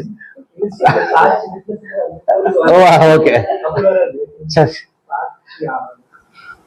நடந்ததை சொல்றது அப்படி பழைய ஏற்பாடு. இது பழைய ஏற்பாடுன்றது சாட்சி ஆகமம். ஓகே, அப்ப புதிய ஏற்பாடுன்றது வேதாகமம் அப்படி எடுத்துக்கலாமா? இப்ப நம்ம கையில பைபிள் இருக்கு இல்லையா? ஃப்ரண்ட்ல ஒரு மேல 2 வரி எழுதிருக்கும். என்னது? பரிசுத்த வேதாகமம் டாச் 2 சேர்ந்தது இல்ல? அப்ப எப்படி? அப்ப எது சாட்சியாகவும் எது வேதாகம் நம்ம எப்படி கண்டுபிடிக்கிறது? சரி, ஃபர்ஸ்ட் நம்ம என்ன பண்ணோம்? வேதத்தையும் சாட்சி ஆகமத்தையும் கவனிக்கவிட்டார். ஓகேங்களா? அப்ப வேதாகம்னா இதுல 2க்கு எதுன்னு நம்ம கண்டுபிடிக்கணும். கலாத்தியர் 3ஆம் அதிகாரம் 8ஆம் வசனம். 8. மேலும் தேவன் விசுவாசத்தினாலே புறஜாதிகளை நீதிமான்கள் ஆக்குகிறார் என்று வேதம் முன்னாக கண்டு உனக்குள் சகல ஜாதிகளும் ஆசீர்வதிக்கப்படும் என்று ஆபிரகாமுக்கு சுவிசேஷமாய் முன்னறிவித்தது. போதும். நல்லா முன்னாடி படிக்கலாம் அந்த வசனத்தை படிக்கும் போது. மேலும் தேவன் விசுவாசத்தினாலே புறஜாதிகளை நீதிமான்கள் ஆக்குகிறார் என்று வேதம் முன்னாக கண்டு. அப்படின்னா வேதம் வேதம் முன்னாடி என்ன ஆச்சுன்னா கண்டுபிடிச்சா புறஜாதியார் என்ன பண்ண போறாரு? நீதிமானாக்க போறாரு. யார் மூலமாக? யார் மூலமாக? ஆபிரகாம் மூலமா என்ன பண்ண போறாருன்னா புறஜாதிகளை நீதிமான்களாக்குகிறாருன்னு சொல்லிட்டு என்ன பண்ணிட்டாரா? எங்கேயோ அவர் செலக்ட் பண்ணிட்டாரா? முன்னாடியே செலக்ட் பண்ணிட்டாரு அப்படின்னு சொல்லி எது சொல்லுதா? வேதம் முன்னாடி சொல்லுதுன்னு சொல்லிட்டாரு. யாருக்கு எழுதுறது இந்த புக்க? அப்போஸ்தலனாகிய பவுல் சொல்றாரு. அவர் ரைட் சொல்லும் போது மேலும் நான் உங்களுக்கு சொல்றேன், ஆபிரகாமுடைய விசுவாசத்தினாலதான் யார் உள்ள வரப்போறாங்க, புறஜாதிகள் வரப்போறாங்கன்னு சொல்லி எங்க வந்தாச்சு. வேதம் முன்னாடி சொல்லிடுச்சுன்றாரு. இப்ப சொல்லுங்க, வேதாகமம் எது? பழைய ஏற்பாடு வேதாகமும். ஓகேவா? ஓகேவா வேண்டாவா? சரி, அப்போ சாட்சியாகமும் புதிய ஏற்பாடா? சாட்சியாகம்ன்றது புதிய ஏற்பாடா? நிறைய பேர் சாட்சிகளா இருக்கிறாங்களா பிரதர்? அவரோட சீக்கியர்கள் இங்கிலீஷ்ல instruction testimony of volume. Okay, testimony volumes வந்து அவர் என்ன பண்றாருன்னா சீல் பண்ண சொல்றாரு ஐசாயா கிட்ட. ஓகேங்களா? நம்ம படிச்சலாம், ஏற்கனவே படிச்சோம் இல்லையா? Isaiah chapter 8 எடுங்களேன். 8ல 16 படிங்க. 16 ஆமா. சாட்சி ஆகமத்தை கட்டி என் சீஷருக்குள்ளே வேதத்தை முத்திரையிடு என்றார். இப்ப என்ன சொல்றாரு? இப்போ சாட்சி ஆகமும்னு சொல்லி ஒரு புஸ்தகத்தை ஏசாயா தீர்க்கதரிசி என்ன பண்றாருன்னா அது கொடுக்குறாரு. சாட்சி ஆகமத்தை கட்டி என்ன பண்ணு, என்னுடைய சீஷருக்குள்ள என்ன பண்ணு, முத்திரை போடுன்றாரு. யார் அவங்க சீஷங்க? சீஷர்கள்ன்ற ஒரு கேட்டகரி என்ன பண்ண போறாங்க, நியூ டெஸ்ட்மெண்ட்ல வர போறாங்க. அதுதான் பிரேசுவார். இப்போ வேதம்ன்றது பழைய ஏற்பாடு. அந்த ஹோல் பைபிள் அந்த வேதம் தான், அந்த ஹோல் பைபிள் தான் 2 division plus Bible and new testament. ஓகேங்களா? அப்போ அந்த சாட்சியாகமத்தை நீ பைண்ட் பண்ணி என்ன பண்ணு, சீல் போட்டு இந்த வேதாகமத்தை படிச்சு யாரை ஓபன் பண்ணுவா, என்னுடைய சீஷர்கள் என்ன பண்ணுவாங்கன்னா ஓபன் பண்ணிடுவாங்கன்றார். ஓகேங்களா? அப்ப சாட்சியாகமம் எது? புதிய ஏற்பாடு. ஓகேங்களா? இப்ப சொல்றாரு, வேதத்தையும் சாட்சியாகமத்தையும் நீங்க படிக்கணும். இந்த வார்த்தையின் முடிவை என்ன பண்ணி ஆகணும், ஜனங்களுக்கு சொல்லணும். அப்படி சொல்லலைன்னா அவனுக்கு என்ன கிடையாதான், விடியற் காலத்து வெளிச்சம் இல்லைன்னு சொல்லிட்டார். ஏசாயா 8:20 படிச்சோம் இல்லையா? வேதத்தையும் சாட்சியாகமத்தையும் கவனிக்க வேண்டும், இந்த வார்த்தையின்படி சொல்லாவிட்டால் அவளுக்கு விடியற் காலத்து வெளிச்சம் இல்லை. விடியற் காலத்து வெளிச்சம் என்னது? எப்போது நம்மளுக்கு விடியும் சொல்லுவோம் இல்லையா? வீட்டுல தூங்கினே இருப்போம், அப்படியே வெயில் மூஞ்சில சுளீர்னு அடிச்ச உடனே விடிஞ்சிச்சு போல. அப்ப எதனால நம்மளுக்கு தெரியுது விடிஞ்சிச்சுன்னு? வெளிச்சம் பார்க்க. அப்ப வெளிச்சம் இருந்து வரும் சூரியன்ல இருந்து. ஓகேங்களா? அப்படின்னு என்ன சொல்றாருன்னா, தேவன் நம்மளுக்கு வெளிச்சத்தை தர போறாரு. அந்த வெளிச்சம் இந்த ஒட்டுமொத்த பூமிக்கு எப்ப போகுது? 1000 ஆண்டு அரசாட்சியில. அப்ப 1000 ஆண்டு அரசாட்சியில நம்முடைய ஆண்டவராகிய இயேசு கிறிஸ்துவோடு கூட யார் இருக்க போறா? நாம தான் இருக்க போறோம். ஓகேங்களா? அப்போ அந்த 1000 ஆண்டு அரசாட்சிக்குள்ள நாம போகணும்னா எதை படிச்சு தெரிஞ்சுக்கணுமா? வேதத்தையும் சாட்சியாகமத்தையும் கவனிக்கணும். இந்த வார்த்தையின்படி சொல்லாவிட்டால் அவங்க என்ன கிடையாது, விடிய காலத்து வெளிச்சத்துக்குள்ள அவங்க என்ன பண்ண முடியாது, வர முடியாதுன்னு சொல்றாரு. ஓகேங்களா? அப்ப பழைய ஏற்பாடு படிக்கலாமாவா? படிக்கணுமாவா? கண்டிப்பா படிக்கணும். ஓகேங்களா? ஏன்னா இதை இயேசு கிறிஸ்து சொல்லிட்டார். இயேசு கிறிஸ்து என்ன பண்ணிட்டார்? தன்னுடைய வாயினால சொல்லிட்டார். ஓகேங்களா? மத்தேயு 13ஆம் அதிகாரம் 52ஆம் வசனம். Matthew chapter 13 verse 52. அப்பொழுது அவர் அவர்களை நோக்கி, இப்படி இருக்கிறபடியால் பரலோக ராஜ்யத்தில் விடுத்தவைகளில் உபதேசிக்கப்பட்டு தேறின வேதபாரகன் எவனும் தன் பொக்கிஷத்திலிருந்து புதியவைகளையும் பழையவைகளையும் எடுத்து கொடுக்கிற வீட்டெஜமான் ஆகிய மனுஷனுக்கு ஒப்பாயிருக்கிறான் என்றார். பாத்தீங்கன்னா இயேசு சொன்னாரு, என்ன சொல்றாருன்னா, பரலோக ராஜ்யத்து அடுத்தவைகளில் தேறின வேதபாரகன் எவனும். தேறின வேதபாரகன் என்னது? எல்லாம் தெரிந்தவர்கள். பைபிள் பத்தி எனக்கு எல்லாம் கம்ப்ளீட்டா A to Z தெரியும் சொல்றாங்க இல்லையா? அவங்க தான் தேர்ச்சி பெற்றவங்க. எதுல? வேதத்துல. ஓகேங்களா? அப்ப தேறின வேதபாரகன் எவனும் தன்னுடைய பொக்கிஷத்திலிருந்து, எது பொக்கிஷம்? வேதாகமம். இந்த பொக்கிஷத்திலிருந்து ஜனங்களுக்கு என்ன பண்ணுவாருன்னா புதியவைகளிலிருந்தும், எது புதியவை? பழையவைகளிலிருந்தும், எது பழையவை? இதை எடுத்து காண்பிக்கிற ஒரு வீட்டு எஜமானுக்கு யாரு சொல்றாங்களோ அவங்க வீட்டு எஜமானுக்கு அவன் எப்படி இருக்கான்னா கம்பேர் பண்ணலாம், ஒப்பா இருக்கிறான் அப்படின்னு சொல்லிட்டாரு. ஓகேங்களா? அப்ப புதிய ஏற்பாட்டையும் படிக்கணும், பழைய ஏற்பாட்டையும் படிக்கணும்னு சொல்லி யார் சொல்லிட்டாரு? நம்முடைய ஆண்டவராக இயேசு என்ன பண்ணிட்டாருன்னா சொல்லிட்டார். ஓகேங்களா? அதனால என்ன பண்ணக்கூடாது, புதிய ஏற்பாட்டை மட்டும் படிச்சா போதும்னு சொல்லி இன்னைக்கு சொல்றாங்க சில பேர். ஏன் சொல்லுங்க, சொல்லுங்களா இல்லையா? இன்னைக்கு பழைய ஏற்பாடுலாம் வேணாங்க, அதெல்லாம் அதை கற்பனை, நீதி, நியாயப்பிரமாணம், அன்பின் அது இதுன்னு சொல்றாங்க. அதெல்லாம் வேணாங்க. இயேசு கிறிஸ்து எப்பங்க வந்து பிறந்தாரு? புதிய ஏற்பாட்டுல தானே வந்து பிறந்தாரு. ஓகேங்களா? அப்ப பரலோகம் அப்படின்ற ஒரு வார்த்தை எங்கதான் இருக்குது? பழைய ஏற்பாட்டுல இருக்கா? இல்லையே, புதிய ஏற்பாட்டுல தானே இருக்குது. அப்போ பரலோக ராஜ்யத்துக்குள்ள நம்ம போகிறதுக்காக தான் நம்ம கிறிஸ்தவர்களாக அழைக்கப்பட்டிருக்கோம். இயேசு கிறிஸ்து புதிய ஏற்பாட்டுல வந்து பிறந்திருக்காரு. அவருடைய சுவிசேஷம், அவருடைய ஊழியம், அவருடைய வார்த்தைகள், அவருடைய பிரசங்கம் எல்லாமே புதிய ஏற்பாட்டுல தான் இருக்குது. நம்ம எதுக்குங்க பழைய ஏற்பாட்டை படிக்கணும்? புதிய ஏற்பாட்டை மட்டும் படிச்சானா இல்ல நம்ம போதும்னு சொல்லி இன்னைக்கு ஒரு சிலர் என்ன பண்றாங்க, புதிய ஏற்பாட்டை மட்டும் படிச்சு தன்னுடைய வாழ்க்கை என்ன பண்றாங்கன்னா போய் கொண்டிருக்காங்க. அது கிடையாது. ஓகேங்களா? அப்ப இயேசு சொல்றாரு, பழையவைகளையும் புதியவைகளையும் நம்ம படிச்சா மட்டும்தான் பரலோகத்துக்குள்ள போக முடியுன்ற விஷயத்தை என்ன பண்ணிட்டாருன்னா அவங்க சொல்லி காமிக்கிறார். ஓகேங்களா? அப்போ இந்த பைபிளுடைய 3 டிவிஷன் என்ன அப்படின்னு சொல்லி பார்க்கும்போது என்ன பண்றாரு, இப்போ பைபிள்ல மொத்தம் எத்தனை புஸ்தகங்கள்? அது 66 புஸ்தகம். ஓகேங்களா? அப்ப அந்த 66 புஸ்தகத்தை நம்ம 3ஆ பிரிக்கும் பொழுது பாத்தீங்கன்னா இது புதிய ஏற்பாடு. இப்ப நம்ம எதை மட்டும் தான் போக்கஸ் பண்றோம்? பழைய ஏற்பாடு மட்டும் போக்கஸ் பண்றோம். அப்ப பழைய ஏற்பாடை பார்க்கும்போது இதை 3 டிவிஷனா நம்ம பிரிக்கிறாங்க. ஓகேங்களா? ஒண்ணு என்னது? ஆகமங்கள். இதுக்கு என்ன சொல்லுவாங்க? தோரா. ஓகேங்களா? தோரான்னு சொல்லுவாங்க. ஏன்னா 5 ஆகமங்கள் சொல்லி என்ன பண்ணுவாங்கன்னா சொல்லுவாங்க. அதுக்கப்புறம் பாத்தீங்கன்னா பெரிய தீர்க்கதரிசிகள், சிறிய தீர்க்கதரிசிகள். ஓகேங்களா? இதுல வந்து பாத்தீங்கன்னா பென்டாடக் அப்படின்னு சொல்லுவாங்க. ஓகேங்களா? என்ன சொல்லுவாங்க? பென்டாடக் சொல்லுவாங்க. அது வந்து பெரிய தீர்க்கதரிசிகள், சிறிய தீர்க்கதரிசி புஸ்தகம். அது இல்லாம பாடல்களின் புஸ்தகங்கள்னு சொல்லி சொல்லப்பட்டிருக்கு. என்னது? சங்கீதம், உன்னத பாட்டு, பிரசங்கி, ஓகேங்களா, புலம்பல், ஓகேங்களா, இந்த மாதிரி நிறைய சாங்ஸ் புக்ஸ் இருக்கு. ஓகேங்களா? இது வந்து பாத்தீங்கன்னா பாடல்களின் புஸ்தகம் சொல்லி 3 டிவிஷன் என்ன பண்றாங்க, இதை பிரிக்கிறாங்க. எதை? பழைய ஏற்பாட்டை என்ன பண்ணிருக்காங்கன்னா 3ஆ பிரிச்சிருக்காங்க.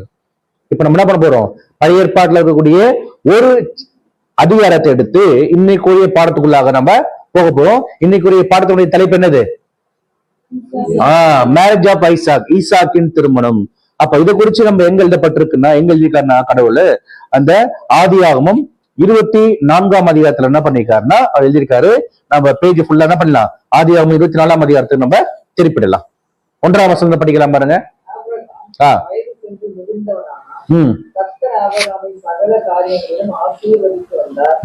அப்போது ஆபிரகாம் தன் வீட்டில் உள்ளவர்களில் வயதில் மூத்தவனும் தனக்கு உண்டான எல்லாவற்றுக்கும் அதிகாரியுமாகிய தன் ஊழியக்காரனை நோக்கி, நான் குடியிருக்கிற கானானியருடைய குமாரத்திகளில் நீ என் குமாரனுக்கு பெண் கொள்ளாமல் நீ என் தேசத்துக்கும் என் இனத்தாரிடத்துக்கும் போய் என் குமாரனாகி ஈசாக்குக்கு பெண் கொள்வேன் என்று சொல்லிட்டு வானத்துக்கு தேவனும் பூமிக்கு தேவனுமாகிய கர்த்தர் பேரில் எனக்கு ஆணையிட்டு கொடுக்கும்படி நீ உன் கையை என் தொடையின் கீழ் வை என்றான். அதற்கு அந்த ஊழியக்காரன், அவ்விடத்து பெண் என் பின்னே இந்த தேசத்துக்கு வர மனதில்லாதிருந்தால் நீ விட்டு வந்த தேசத்திற்கு தானே உங்களுடைய குமாரனை மறுபடியும் அழைத்து கொண்டு போக வேண்டுமோ என்று கேட்டான். அதற்கு ஆபிரகாம், நீ என் குமாரனை மறுபடியும் அங்கே அழைத்து கொண்டு போகாதபடிக்கு எச்சரிக்கையாயிரு. என்னை என் தகப்பனுடைய வீட்டிலும் என் இனத்தார் இருக்கிற தேசத்திலும் இருந்து அழைத்து வந்தவரும் உன் சந்ததிக்கு இந்த தேசத்தை தருவேன் என்று எனக்கு சொல்லி ஆணையிட்டவரும் ஆன வானத்துக்கு தேவனாகிய கர்த்தர், நீ அங்கே இருந்து என் குமாரனுக்கு ஒரு பெண்ணை கொண்டு வரும்படிக்கு நம்முடைய தூதனை உனக்கு முன்பாக அனுப்புவார். பெண் பின்னே வர இல்லாதிருந்தாலே ஆகில் அப்பொழுது நீ இந்த என் ஆணைக்கு நீங்களாய் அங்கே மாத்திரம் என் குமாரனை மறுபடியும் அழைத்து கொண்டு போக வேண்டாம் என்றான். அப்பொழுது அந்த ஊழியக்காரன் தன் கையை தன் எஜமானாகிய ஆபிரகாமுடைய தொடையின் கீழ் வைத்து இந்த காரியத்தை குறித்து அவனுக்கு ஆணையிட்டு கொடுத்தான். போதும். ஓகேங்களா? இப்போ இங்க ஜெனசிஸ் சாப்டர் 24ல இருந்து 1ல இருந்து 9 வரைக்கும் படிச்சிருக்காங்க. ஓகேங்களா? இல்ல என்ன ஆச்சுன்னா ஆபிரகாமுக்கு ஏஜ் ஆயிடுச்சு. ஏஜ் ஆன பிறகு அவருடைய சன் ஆகிய ஜேக்கப் என்ன பண்ணோம், ஐசாக்கு என்ன பண்ணோம், அவரு மேரேஜ் பண்ணுன்ற ஒரு கண்டிஷன் உள்ள வந்துட்டார். இப்போ இந்த மேரேஜ் பண்ணுன்ற ஒரு விஷயத்த அவர் உள்ள வந்த உடனே இம்மிடியா அவருடைய ரியாக்ஷன் பாத்தீங்கன்னா யாரை கூப்பிடுறாரு, யாரை கூப்பிடுறாரு, அவருடைய வேலைக்காரனை கூப்பிடுறாரு. ஓகேங்களா? வேலைக்காரனை கூப்பிட்டு என்ன பண்றாருன்னா அவர்கிட்ட பெண் பார்க்கும்படியான வேலையை என்ன பண்றாருன்னா அவரு கொடுக்கிறார். என்னது? பெண் பார்க்கும்படியான வேலையை என்ன பண்றாருன்னா அங்க வேலைக்காரர்கிட்ட கொடுக்குறாரு. ஓகேங்களா? இப்போ அந்த வேலைக்காரன் என்ன பண்றாருன்னா இங்க ஆபிரகாம் கிட்ட என்ன பண்றாருன்னா சொல்றாரு, எஜமானே நீங்க சொல்லக்கூடிய வேலையை நான் செய்யறேன். ஒருவேளை நான் வந்து பொண்ணை போய் பார்த்துட்டு அங்க செலக்ட் பண்ணும் போது அந்த பொண்ணு என்ன பண்ணும், இல்ல நான் மாப்பிள்ளைய பார்த்தாதான் நான் வந்து கல்யாணத்துக்கு ஒத்துவேன் அப்படின்னு சொல்லி என் பின்னாடி வரத்துக்கு அவர் விருப்பப்படலைன்னா என்ன? எப்படின்னா அது நீங்க சொன்ன வேலையை நான் செய்யாத மாதிரி ஆயிடுமே. இப்ப ஆபிரகாம் என்ன பண்றாருன்னா, நீ அப்படிலாம் கொல்லப்படாத, நான் விசுவாசிக்கிறேன். நீ போகிறதுக்கு முன்னாடி என்ன பண்றாரு? ஒரு தூதன் என்ன பண்றாருன்னா, என்னுடைய ஆண்டவருக்கு முன்னாடி அனுப்புவாரு, நீ கண்டிப்பா போ அப்படின்னா. ஒருவேளை அப்படி போயிட்டோம், தூதர் முன்னாடி போயிட்டோம், அந்த வேலை முடியலன்னா அப்பதான் நான் சொன்ன வேலையை நீ செய்யாத மாதிரி நான் அக்செப்ட் பண்ணிக்கிறேன். அது வரைக்கும் நான் என்ன பண்ண மாட்டேன், நான் நம்பாம இருக்க மாட்டேன். கண்டிப்பா நீ என்ன பண்ணுவ, போயிட்டு ஒரு பொண்ணை செலக்ட் பண்ணிட்டு வருவேன்ற நம்பிக்கை எனக்கு இருக்குது. எந்த நம்பிக்கையை சொல்றேன்னா, நான் வணங்கக்கூடிய கடவுள் என்ன பண்றாரு, உனக்கு முன்னாடி என்னோட தூதன் என்ன பண்ணுவாரு, அனுப்பி அந்த காரியத்தை செய்வாருன்னு சொல்லி என்ன பண்றாருன்னா, யார்கிட்ட சொல்றாரு? இப்போ வேலைக்காரர்கிட்ட என்ன பண்றாருன்னா சொல்றாரு. ஓகே, நல்லா என்ன பண்ணா சப்ஜெக்ட்குள்ள வரும்போது இந்த ஒரு கல்யாணத்தை குறிச்சு நம்முடைய மூத்த சகோதரர் என்ன சொல்றாங்கன்னா, இந்த மாதிரி ஒரு கல்யாணம் நடந்திருக்க வாய்ப்பு இருக்கா அப்படின்னு சொல்லி என்ன பண்றாங்கன்னா எழுதியிருக்காங்க ரைட்டிங்ஸ்ல. இந்த ஒரு கல்யாணம் பாத்தீங்கன்னா ஒரு விசித்திரமான ஒரு கல்யாணமா இருந்தது, ஒரு வினோதமான ஒரு கல்யாணமா என்ன பண்ணப்பட்டிருக்கு, நடந்திருக்குன்னு சொல்லி என்ன பண்ணிருக்காங்கன்னா அவங்க எழுதியிருக்காங்க. எப்படி இந்த கல்யாணம் விசித்திரமா இருந்திருக்கும், இல்லாட்டி வினோதமா இருந்திருக்கணும், பெக்குலியர் மேரேஜ் இருக்காங்க. கண்மூடித்தனமா ஒரு கல்யாணம் நடந்திருக்குன்னு சொல்லி என்ன பண்ணிருக்காங்கன்னா எழுதியிருக்காங்க. எப்படி இது வாய்ப்பு இருக்கு அப்படின்னா, இதை நம்ம என்ன பண்ணா அப்படியே நம்மளுடைய வாழ்க்கைக்குள்ள கொண்டு வரலாம். இப்ப நம்ம வீட்லயும் பாத்தீங்கன்னா ஒரு கல்யாணம் ஆகக்கூடிய ஒரு வயசு பையன் இருக்காருன்னு வச்சுக்கோங்களேன், நம்ம தம்பியோ நம்முடைய சொந்த பந்தமோ யாராச்சும் வயசு பையன் இருக்காரு. இப்ப அவருக்கு என்ன பண்ணப்போ மேரேஜ் பண்ணக்கூடிய ஒரு ஸ்டேஜ் வந்துருச்சு. இப்ப நம்ம என்ன பண்ணோம், ஒரு பெண்ணை பார்க்கணும் அப்படின்னு சொல்லி நம்மளுக்கு மைண்ட்ல வந்தோடனே நம்ம இமீடியட்டா என்ன பண்ணுவோம், நம்ம வீட்டுல யாரெல்லாம் முக்கியமான ஆட்களோ என்ன பண்ணுவோம், அவங்களாம் கேதர் ஆகி என்ன பண்ணுவோம், டிஸ்கஸ் பண்ணுவோம். ஓகே, பையனுக்கு வந்து தம்பிக்கு நம்ம பையனுக்கு வயசாயிடுச்சுங்க, ஒரு நல்ல குடும்ப பெண்ணா பார்க்கணும், ஓகே நல்லா படிச்ச பெண்ணா பார்க்கணும், நல்லா அழகா இருக்கணும், நல்லா கலரா இருக்கணும்னு சொல்லி நிறைய கண்டிஷன் என்ன பண்ணுவோம் போட்டு என்ன பண்ணுவோம் முடிவு எடுத்துட்டு, அதுக்கப்புறம் தான் என்ன பண்ணுவோம், நம்ம சொந்தக்காரங்களே இது மாதிரி யாரா பெண் இருக்காங்களான்னு சொல்லி டிசைட் பண்ணுவோம். அப்படி இல்லையா, சரி நம்ம பையனே கேட்கலாம், அவ யாரா லவ் பண்றாரா அப்படி இல்லையா, நீங்களே பாருங்கன்னா நம்ம சொந்த பந்தத்துல யாரா பார்க்கலாம், சர்ச் ரிலேட்டட்ல பார்க்கலாம் அப்படின்னு சொல்லி ஏதோ ஒரு விஷயம் நம்ம என்ன பண்ணுவோம், டிஸ்கஸ் பண்ணுவோம். கரெக்டா இல்லையா? இது எல்லாத்தையும் நம்ம விட்டுட்டு நம்ம வீட்டுக்கு வேலை செய்ய வராங்க இல்லையா ஒரு சர்வெண்ட், அவங்கள கூப்பிட்டு அங்க பாருமா தம்பிக்கு வந்து வயசு ஆயிடுச்சு, கல்யாணம் பண்ணக்கூடிய வயசுக்கு வந்துட்டா தம்பி, உனக்கு தெரிஞ்ச சொந்த பந்தங்களே ஏதாச்சும் ஒரு நல்ல பொண்ணு இருந்தா சொல்லி அனுப்புமா, பார்த்து சொல்லுமா, போட்டோ எடுத்துனோமா பார்க்கலாம் அப்படின்னு சொல்லி அனுப்புவோமா? சொல்லுங்க, அனுப்ப மாட்டோம். ஏன்? ஏன்னா அது என்னுடைய வீட்டுல இருக்கக்கூடிய பையனுடைய லைஃப், அது நாம தான் என்ன பண்ணி ஆகணும், டிசைட் பண்ணி ஆகணும் அப்படின்னு சொல்லி நம்ம என்ன பண்ணுவோம், டிசைட் பண்ணுவோமா இல்லையா?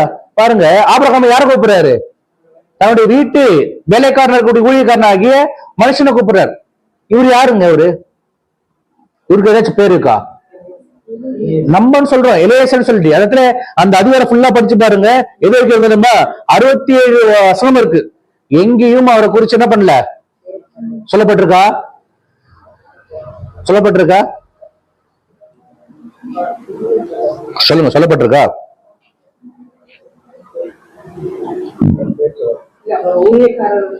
ஊழியக்காரன் சொல்லப்பட்டு நம்ம என்ன பண்றோம், அவரை பேர் வச்சு கூப்பிடுறோம். என்னன்னு சொல்லி? எலியேசர் சொல்லி. எங்க இருக்குது அவர் பேர் எலியேசர்னு? சரி படிங்க, 15ஆம் அதிகாரம் 2ஆம் வசனம். ஆதியாகமம் 15:2. அதற்கு ஆபிரகாம், கர்த்தராகிய ஆண்டவரே, அடியேனுக்கு என்ன தருவீர்? நான் பிள்ளை இல்லாமல் இருக்கிறேனே. தமஸ்கு ஊரானாகிய இந்த எலியேசர் வீட்டு விசாரணைக்கு கர்த்தனாய் இருக்கிறானே என்றார். பாத்தீங்களா? அதாவது இது எந்த ஸ்டேஜ்னா, ஈசாக்கே பிறக்கல, ஆபிரகாம கடவுள் என்ன பண்ணாரு, செலக்ட் பண்ணிட்டு அவர் பிளஸிங் பண்றாரு. நீ வெளியே வாப்பா, வானத்து நட்சத்திரங்களை பாரு, உன்னால் என்ன குடும்பம்னாலும் என்ன அந்த அளவுக்கு என்ன பண்றேன், உன்னோட சந்ததி நானே ஆசிரியப்பேன்னு சொல்லி சொல்றாரு. ஓகேங்களா? அப்படின்னா 90வது வயதுல நடக்கக்கூடிய இன்சிடென்ட். 100வது வயசுல தான் குழந்தை பிறகுது. அதுக்கப்புறம் தான் என்ன ஆகுது, ஈசாக்கு வளர்ந்து அவர் தன்னுடைய இது என்ன பண்றாருன்னா அவர் கல்யாணம் பண்ணக்கூடிய ஸ்டேஜுக்கு போறோம். இதுல வந்து பார்த்தா ஏறக்குறைய பாத்தீங்கன்னா ஒரு 50-60 வருஷத்துக்கு முன்னாடி நடந்த விஷயம். அவர் சொல்றாரு, என்னது அடியே, அதாவது வேறு எனக்கு வந்து பிள்ளை இல்லாம இருக்கிறேன், என்னுடைய வீட்டு விசாரணைக்காரனா இருக்கக்கூடிய இந்த ஊழியக்காரன் என்ன பண்றா, தமஸ்கூரனாகிய இந்த எலியேசருக்கு என்ன பண்றா, எனக்கு விசாரணைக்காரனா இருக்கிறான் அப்படின்னு சொல்லி என்ன பண்றாருன்னா அவங்க விட்னஸ் பண்றாரு. அப்போ அப்பல இருந்து ஈசாக்கு கல்யாணம் பண்ற வரைக்கும் கூட யாரு இருக்கா, எலியேசர் இருக்கிறாரு. இதான் என்ன பண்றாருன்னா அவரை நம்பி இந்த வேலையை கொடுக்கிறாரு. ஓகேங்களா? அப்ப யாருதான் யாருதான் அந்த ஊழியக்காரன்? எலியேசர் தான். ஓகேங்களா? அப்ப எலியேசர் கிட்ட என்ன பண்றாருன்னா இந்த ஒரு முக்கியமான பொறுப்பை கொடுத்து என்ன பண்றாருன்னா அவர் போகும்போது என்ன பண்றாரு இப்போ அவர் வந்து அப்படிங்களா சரி ஓகேன்னு சொல்லி ஆபிரகாமுடைய தொடர்ந்து கையை வச்சு ப்ராமிஸ் பண்ணிட்டு என்ன பண்றாருன்னா அவர் கிளம்புறாரு. எங்க போறாரு இப்போ? பெண் பார்க்க போறார். ஓகேங்களா? இப்ப நம்ம நாலேஜுக்கு நம்முடைய எண்ணத்துக்கு நம்ம வீட்டுல இருக்கிற பையனுக்கும் ஒரு பெண் பார்க்கணும்னு சொல்லி டிசைட் பண்ணிட்டோம். ஏதோ ஒரு அலைன்ஸ் வந்தாச்சு. ஏதோ ஒரு அலைன்ஸ் வந்தாச்சு. ஓகேங்களா? இப்ப அலைன்ஸ் பாக்குறதுக்கு நம்ம போகணும். பொண்ணு வீட்டை போய் பார்க்கணுங்க. அவங்க எப்படி இருக்காங்க, அவங்க ஃபேமிலி எப்படி அப்படின்னு சொல்லி நம்ம பார்க்க போறோம்னு வச்சுக்கோங்க. எப்படி போவோம்? நம்ம மாப்பிள்ளையும் கூட கூட்டின்னு போவோம். ஓகேங்களா? போறதுக்கு முன்னாடி நம்மளுடைய அந்த டிராவலிங் எப்படி இருக்கும்? ஒரு 20 காரை வர வச்சிடலாம். நம்ம சபையில் இருக்கக்கூடிய எல்லாரும் வர வச்சிடலாம். ஓகேங்களா? இது யாரு? நம்முடைய சொந்த பந்தம் போறதுக்கு உண்டான ஏற்பாடு. ஓகேங்களா? அது இல்லாம பொண்ணு பார்க்க போறோம் இல்லையா? பொண்ணு வீட்டுக்கு ஒரு கார் நிறைய ஃபுல்லா பாத்தீங்கன்னா பழம் ஸ்வீட்டு அது ஒரு கார் ஃபுல்லா போகுது. இன்னொரு கார் ஃபுல்லா பாத்தீங்கன்னா பொண்ணு வீட்டுக்கு தேவையான புடவை, அவங்க வேண்டிய துணிமணிகள் எல்லாமே யாருக்கு? பொண்ணுக்கு, பொண்ணுடைய அப்பாவுக்கு, அம்மாக்கும், அண்ணனுக்கு எல்லாருக்கும் தேவையான ட்ரெஸ் எல்லாம் போகுது. ஓகேங்களா? இன்னொரு கார்ல பாத்தீங்கன்னா பொண்ணுக்கு தேவையான ஜுவல்ஸ். ஓகேங்களா? இன்னொரு பாத்தீங்கன்னா அவங்களுக்கு தேவையான அந்த ப்ரொவிஷன். ஓகேங்களா? இது 4 கார் போகுது. எதுக்கு? பெண் பார்க்க போறதுக்கு பொண்ணு வீட்டுக்கு போகுது. ஓகேங்களா?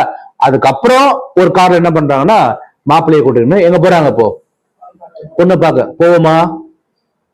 போவோமா? ஏன் போக மாட்டோம்? பாத்தீங்களா? பொண்ணே யாருன்னு தெரியல. அதுக்கு முன்னாடி நம்ம டிசைட் பண்ணிட்டு கல்யாணம் பண்ற அளவுக்கு என்ன பண்ண நம்ம போவோமா? போக மாட்டோம். சிம்பிளா என்ன பண்ணுவோம்?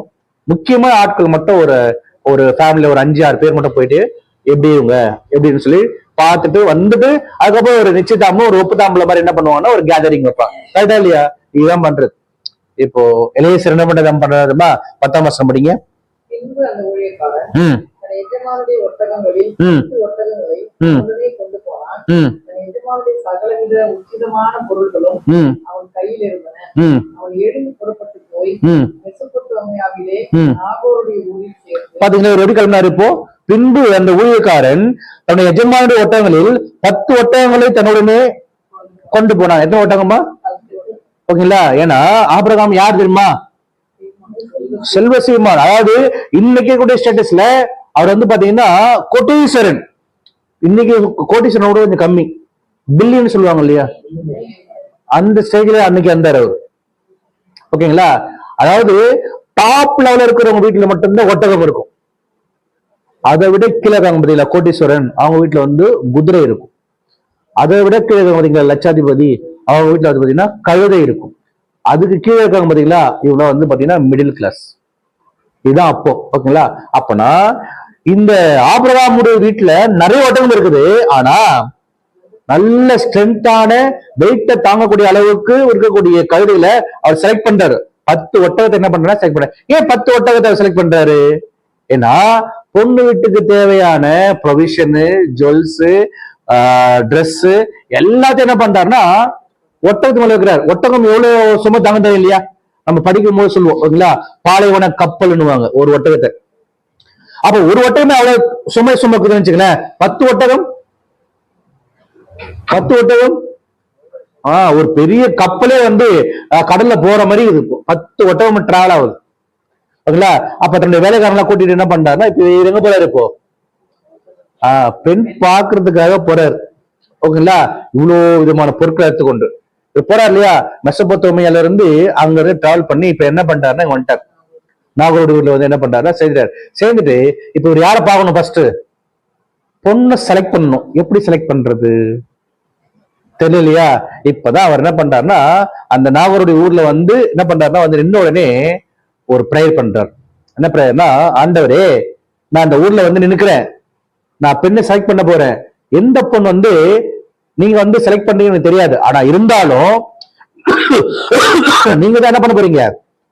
பெண்ணை செலக்ட் பண்ணி என்கிட்ட கொடுக்க போறீங்கன்னு சொல்லி எனக்கு தெரியுது.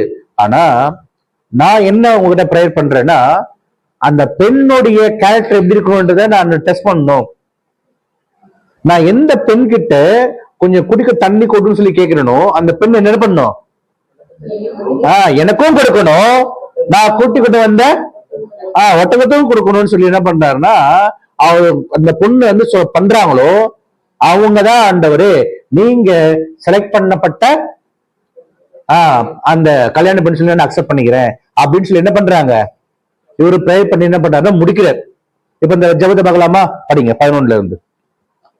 ஊருக்கு புறம்பே ஒரு தண்ணீர் புறவண்டையிலே தண்ணீர் கொண்ட ஸ்திரீகள் புறப்படுகிற சாயங்கால வேளையிலே ஒட்டகங்களை மடக்கி தனக்குள்ளே சொல்லிக் கொண்டது என்னவென்றால், என் எஜமானாகி ஆபிரகாமுக்கு தேவனாய் இருக்கிற கர்த்தாவே, இன்றைக்கு நீர் எனக்கு காரியம் சுற்றிக்க பண்ணி என் எஜமானாகி ஆபிரகாமுக்கு தயவு செய்ததும், இதோ நான் இந்த தண்ணீர் புறவண்டையே நிற்கிறேன், இந்த ஊராருடைய பெண்கள் தண்ணீர் கொள்ள புறப்பட்டு வருவார்களே, நான் குடிக்க உன் குலத்தை சாய்க்க வேண்டும் என்று நான் சொல்லும் போது, குடி என்றும் உன் ஒட்டகங்களுக்கும் குடிக்கும்படி பார்ப்பேன் என்றும் சொல்லும் பெண் எவளோ அவளே நீங்கள் உங்கள் ஊழியக்காரனாகி ஈசாக்குக்கு நியமித்தவளாய் இருக்கவும் என் எஜமானுக்கு அனுகிரகம் செய்தீர் என்று நான் அதனாலே அறியவும் செய்தட்டும் என்றார். பாத்தீங்களா, கரெக்டா பிரேயர் முடிக்கிறார். இப்ப பிரேயர் முடிச்சுட்டு வெயிட் பண்றாரு பாருங்க. இவர் பிரேயர் முடிஞ்சதுக்கு ஏத்த மாதிரி இப்ப என்ன பண்றாங்கன்னா, இப்ப இந்த சப்ஜெக்ட்ல போய் அடுத்தது யார் உள்ள எடுத்துப்போம், ரெபேக்கா வராங்க. அடுத்து படிங்க 15ஆம் வசனம். அவர் இப்படி சொல்லி முடிக்கும் போதே, இது ஆபிரகாமுடைய சகோதரனாகிய நாகோரின் மனைவி மில்காளுடைய குமாரனாய் இருக்கிற பெத்துவேலுக்கு பிறந்த ரெபேக்காள் குலத்தை தோள் மேல் வைத்துக் கொண்டு புறப்பட்டு வந்தார். அந்த பெண் மகா ரூபவதியும் புருஷனை அறியாத கண்ணியமாய் இருந்தார். அவர் துறவில் இறங்கி தன் குலத்தை நிரப்பிக் கொண்டு ஏறி வந்தார். பாத்தீங்களா என்ன பண்றாரு இப்போ? இந்த மாதிரி இவர் ப்ரேயர் பண்ணி முடிச்ச உடனே இப்ப என்ன பண்றாங்க, இப்போ ரெபேக்காள் அப்படின்னு சொல்லக்கூடிய ஒரு ஸ்திரீ என்ன பண்ணிட்டாங்க இப்போ, என்ன பண்றாங்கன்னா, அதாவது சொல்லி முடிக்கும் முன்னே, இது ஆபிரகாமுடைய குடத்தை தோள் மேல் வைத்துக் கொண்டு புறப்பட்டு வந்தால் அந்த பெண் மகாரூபவதியும் புருஷனை அறியாத கண்ணியுமா இருந்தால் அவள் துறவில் இறங்கி குடத்தை நிரப்பிக் கொண்டு ஏறி வந்தாள் அப்படின்னு சொல்லியாச்சு. ஓகேங்களா, இப்ப உள்ளுக்குள்ள யாருந்தாச்சு, இப்போ ரெபேக்கா வந்துட்டாங்க. ரெபேக்கால குறித்து சொல்லப்பட்ட ஒரு முக்கியமான ஒரு வசனம் தான் இந்த 16ஆம் வசனம். இந்த வசனத்தை நான் மறுபடியும் உங்ககிட்ட கேட்பேன்றத சொல்லிட்டேன். அது இந்த வசனத்தை என்ன பண்ண மறுபடியும் உங்ககிட்ட கேட்பேன். ஓகேங்களா, அப்போ இந்த ரெபேக்கா குறித்து பார்க்கும்போது அவங்க ரொம்ப அழகா இருக்காங்க. மகா ரூபவதியும் புருஷனை அறியாத கண்ணியமா இருந்தாங்க. அவங்க என்ன பண்ணிட்டாங்க, இப்போ அந்த துறவில இறங்கி தண்ணீர் முண்டு கொண்டு அவன் ஏறி வராங்க. ஓகே, ஏறி வந்த பிறகு இப்ப ஆப்போசிட்ல யார் நிக்கிறதுன்னா எலியேசர் நிக்கிறார். இப்ப எலியேசர் என்ன பண்றாரு, அவங்கள பார்த்துட்டு கொஞ்சம் குடிக்க தண்ணி கொடுமா அப்படின்னு சொல்லி கேட்ட உடனே இப்ப ரெபேக்காள் என்ன பண்றாங்க, இப்போ குடியும் என் ஆண்டவனே அப்படின்னு சொல்லிட்டு ஏசருக்கு தண்ணி கொடுத்ததும் இன்றி நீங்க கூட்டி கொண்டு வந்த ஒட்டகத்துக்கு எல்லாம் என்ன பண்ணுவேன், அவைகளுக்கும் தண்ணீர் மொண்டு வார்த்தைன்னு சொல்லிட்டு மீதி தண்ணி என்ன பண்றாங்கன்னா அந்த கிணத்தாண்ட இருக்கிற தண்ணி தொட்டில என்ன பண்றாங்க ஊத்திட்டு மறுபடியும் என்ன பண்றாங்க போயிட்டு அந்த கிணத்துல இறங்கி தண்ணீர் மொண்டு கொண்டு ஏறி வந்து என்ன பண்றாங்க, இப்போ இந்த ஒட்டகத்துக்கு எல்லாம் என்ன பண்றாங்க, தண்ணீர் மொண்டு வாக்குறாங்க. ஓகேங்களா, இப்ப தண்ணீர் மொண்டு வாக்குற விஷயத்த இந்த எலியேசர் எப்படி பாக்குறாரு படிக்கலாம் பாருங்க. 21ஆம் வசனம்.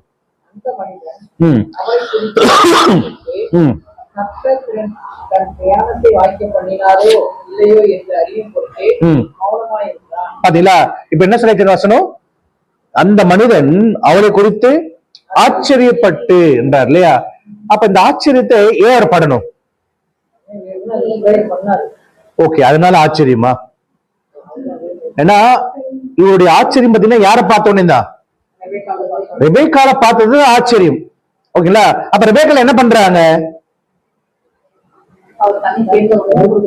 அது கொடுக்கறது வந்து ஓகே, அது வந்து அவங்க கேட்ட உடனே தண்ணி கொடுக்கறது ஒரு விஷயம்.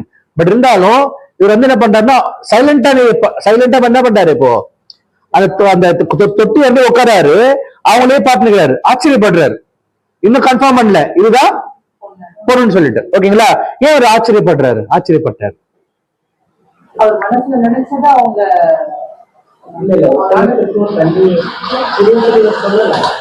ஓகே அவங்க சொல்லிட்டாங்க. ஓகே, அடுத்தது ஒட்டகத்துக்கும் நான் தண்ணி கொடுப்பேன் சொல்லிட்டாங்க. அது ஒண்ணு. இன்னொன்னு வெரி குட்.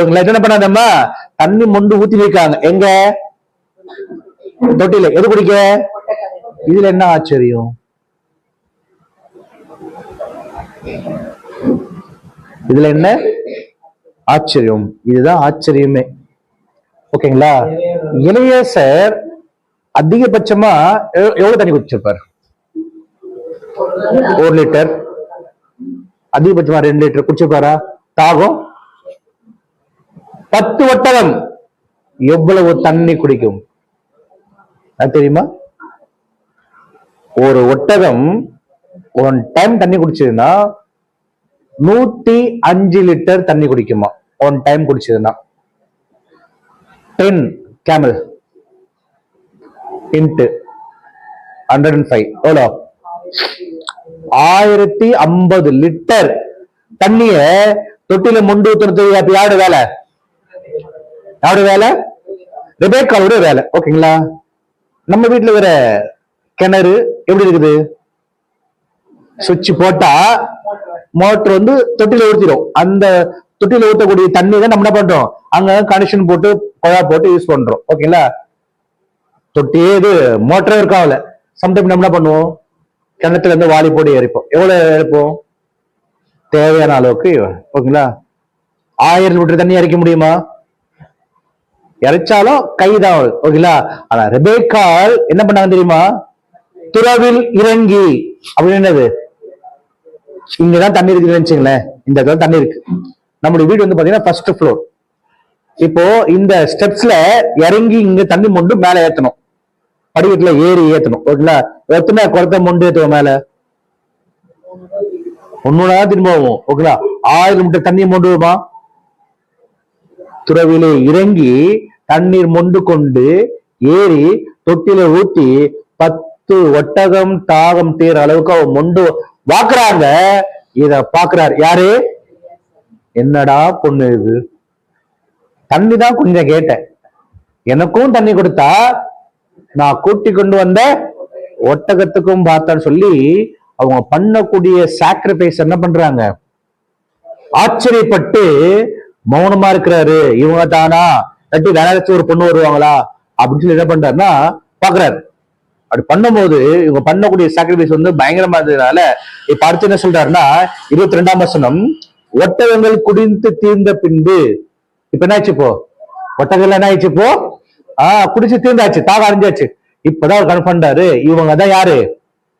கல்யாண பெண். ஓகேங்களா? அப்ப கல்யாண பெண்ணு கொடுக்க வேண்டிய பரிசு இருக்கு இல்லையா? எவ்வளவு சாக்ரிஃபைஸ் பண்ணாங்க அப்படின்னு சொல்லிட்டு அந்த மனிதன் 1/2 சேக்கல் எடையுள்ள பொற்காதனையும் அவள் கைகளுக்கு 10 சேக்கல் எடையுள்ள 2 கடகங்களையும் எடுத்து கொடுத்ததும் இன்றி என்ன பண்றாரு? இப்போ நீ யாருடைய மகள்? ஓகேங்களா? எனக்கு சொல்லணும், நாங்கள் உங்க வீட்டுல என்ன பண்ணோம்? ராத்தங்க இடம் உண்டா? உடனே கேட்கிறார், ஆமா நீ எங்கம்மா இருக்கிற? உங்க வீடு எங்க இருக்குது? உங்களுடைய அப்பா பேர் என்ன? ஒருவேளை உங்க வீட்டுக்கு நாங்க வந்தா நைட் ஸ்டே பண்ண முடியுமா? நான் உங்க அப்பா கிட்ட என்ன பண்ணணும்? பர்மிஷன் கேட்கணும். உங்க அப்பா அம்மா கிட்ட என்ன பண்ணணும்? பேசணும் அப்படின்னு இப்ப ரெபேக்கா சொல்றாங்க. என்னது? 24ஆம் வசனம், அவ்வளவிற்கு நான் வந்து நாகுடைய மில்காலும் குமாரிக்கிற பெத்தேலுடைய மகள் என்று சொன்னதும் என்று எங்க வீட்டுல என்ன பண்றீங்க? எல்லாமே இருக்குது, நீங்க என்ன பண்ணுங்க வீட்டுல வந்து தங்குங்கன்னு சொல்லிட்டு என்ன பண்றாங்கன்னா அவன் சொன்ன உடனே எலியேசர் இப்போ என்ன பண்ணாரு? இப்போ அங்கேயே முழங்கால் படிட்டு கர்த்தர் பிரயாணத்தை என்ன பண்ணிட்டாரு? இப்போ இந்த இடத்துல வாய்க்க பண்ணிட்டாரு சொல்லிட்டு அவர் ப்ரே பண்ணிட்டு இப்போ இவர் எங்க போனோம்? இப்போ ரெபேக்காவுடைய வீட்டுக்கு போகணும். ஓகேங்களா? ரெபேக்கா வீட்டுக்கு போகணும்னா இப்போ எவ்வளவு டைம் ஆயிடுச்சு? இப்போ எவ்வளவு டைம் ஆயிடுச்சு? ஈவினிங் ஆயிடுச்சு. ஏன்? ஏன்னா ஒருவேளை ரெபேக்கால் காலையில 9 மணிக்கு கிணத்தண்ண வந்திருப்பாங்கன்னு வச்சுங்களேன், அத்தனை லிட்டர் தண்ணியும் மொண்டு அவங்க வாக்கணும் இல்லையா? எவ்வளவு நேரம் ஆயிடும்? ஏன்னா அவங்க கிணத்துல இறங்கணும், தண்ணீர் முள்ளணும், மேல ஏறணும். ஓகேங்களா? நம்ம 10 வாட்டி ஒரு படிக்கட்டு மேல ஏறினாலும் என்ன பண்றோம்? ஐயோ புட்டி பிடிச்சிருச்சு, இடுப்பு வலிக்குது, ஷோல்டர் வலிக்குது, அந்த பாம் இருக்குதா, இந்த பாம் இருக்குதா, இந்த தைலம் இருக்குதா, தேய்க்கிறோமா இல்லையா? ஏன்? பலி, பெயின். ஓகேங்களா? ஆனா அவங்க 10 ஒட்டகம் குடிக்கிற அளவுக்கு என்ன பண்ணிருக்காங்க? தண்ணீர் மொண்டு பார்த்துருக்காங்கன்னா அவங்களுக்கு எவ்வளவு பெயின் இருக்கும். ஆனா அவங்களுக்கு அதெல்லாம் வந்து பெரிய விஷயமா தெரியல. ஓகேங்களா? அவங்களுடைய நோக்கம் என்ன? சொன்ன வாக்கு என்ன பண்ணும்? காப்பாற்றணும். ஓகேங்களா? அதுக்கு டைம் ஆகும். தண்ணி மொண்டு ஏறி ஊத்தணும், டைம் ஆகும் இல்லையா? அப்ப ஏறக்குறைய டைம் ஆயிடுச்சு. இப்போ ரெபேக்கா வீட்டுல கண்டிப்பா தேடி இருப்பாங்களா இல்லையா? எப்பயுமே தண்ணி முள்ள போறவங்க சீக்கிரம் வந்துருவாங்க. இன்னைக்கு மட்டும் என்ன ஆயிடுச்சு? லேட் ஆகும் இல்லையா? அப்போ ஆனா அந்த ரெபேக்கா மேல வச்சிருந்த நம்பிக்கைனால அவங்க என்ன பண்ணல, தேட வரல. ஆனா அவங்க ஓடி போய் என்ன பண்றாங்கன்னா, இந்த கிணத்தான நடந்த விஷயத்தை என்ன பண்ணிட்டாங்கன்னா சொல்றாங்க. ஏன்னா அப்பா அம்மா கேட்கறது மட்டும் சொல்லிருந்தோம் இல்லையா, ஏன் லேட் ஆயிடுச்சுன்னு சொல்லிட்டு. இந்த மாதிரி நான் போனேன், அங்க ஒருத்தர் வந்தாரு, அவர் என்ன பார்த்தாரு, தண்ணி கேட்டாரு, நான் அவருக்கும் தண்ணி கொடுத்தேன், ஒட்டருக்கும் தண்ணி கொடுத்தேன், அதனால லேட் ஆயிடுச்சு. அவர் வந்து என்ன கேட்டாரு, நீ யாருடைய மகன் சொல்லிட்டு. இன்னாவுடைய மகன் சொன்ன உடனே அப்படியா, அவர் எங்க இருக்கிறாரு, அவர் கிணத்தாண்டா நிக்கிறாரு அப்படின்னு சொல்லி என்ன பண்ணா ரெபேக்கால் அவங்க அப்பா அம்மா அவங்க அண்ணன் கிட்ட சொல்றாரு, லாபான் சொல்றாரு. இப்ப லாபான் என்ன பண்றாரு, இப்போ வேகமா ஓடி வந்து என்ன பண்றாருன்னா யாரை கூப்பிடாரு, இப்போ எலியேச கூப்பிடுறாரு. இப்ப எலியேச என்ன பண்றாரு, இப்போ ரெபேக்கால் வீட்டு வாசல வந்து நிக்கிறார். ஓகேங்களா? இப்ப அவங்க அப்பா அம்மா என்ன பண்றாங்க, இப்போ ரொம்ப ஹம்பிளா என்ன பண்றாங்கன்னா உள்ள அழைக்கிறாங்க. எப்படி கூப்பிடுறாங்க, கர்த்தரால் ஆசீர்வதிக்கப்பட்டவரு உள்ளே வாரும் அப்படின்னு சொல்லி என்ன பண்ணா அவரை வெல்கம் பண்ணி அவர் என்ன பண்றாங்கன்னா அவர் வீட்டுக்கு உள்ள கூப்பிட்டு கை கால் கழுவுறதுக்கு என்ன பண்றாங்க, தண்ணி கொடுக்குறாங்க. தண்ணி கொடுத்துட்டு இப்ப நைட்டு டின்னர் என்ன பண்ண போவாங்க, சாப்பிட போறாங்க. ஓகேங்களா? இப்ப சாப்பிடறதுக்கு முன்னாடி இப்போ எலியேஸ் என்ன பண்ணிட்டாரு, இப்போ நான் ரொம்ப பசியா இருக்கிறேன், ஃபர்ஸ்ட் சாப்பிட்டு நான் பேசுறேன்னு சொன்னாரா? சாப்பிட்டு பேசுறேன்னாரா? இல்ல.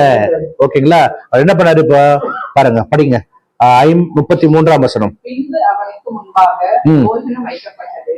அப்பொழுது அவன், நான் வந்த காரியத்தை சொல்லும் முன்னே புசிக்க மாட்டேன் என்றான். அதற்கு அவன், சொல்லும் என்றான்.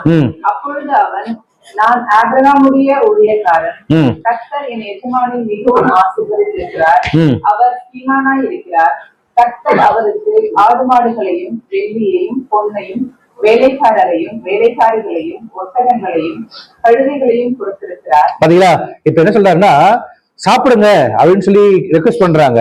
என்ன பண்றாரு, இப்போ நான் எதற்காக வந்தேனோ அந்த விஷயத்தை உங்ககிட்ட சொல்லி முடிக்க முன்னாடி என்ன பண்ண மாட்டேன், சாப்பிட மாட்டேன். ஏன் சொல்ற இந்த வார்த்தைய நீ நம்ம சொல்லுவோமா? பசி வந்தோடனே நம்ம என்ன பண்ணுவோம், முன்னாடி எந்த தெரியாது, ஃபர்ஸ்ட் சாப்பாடு தான்.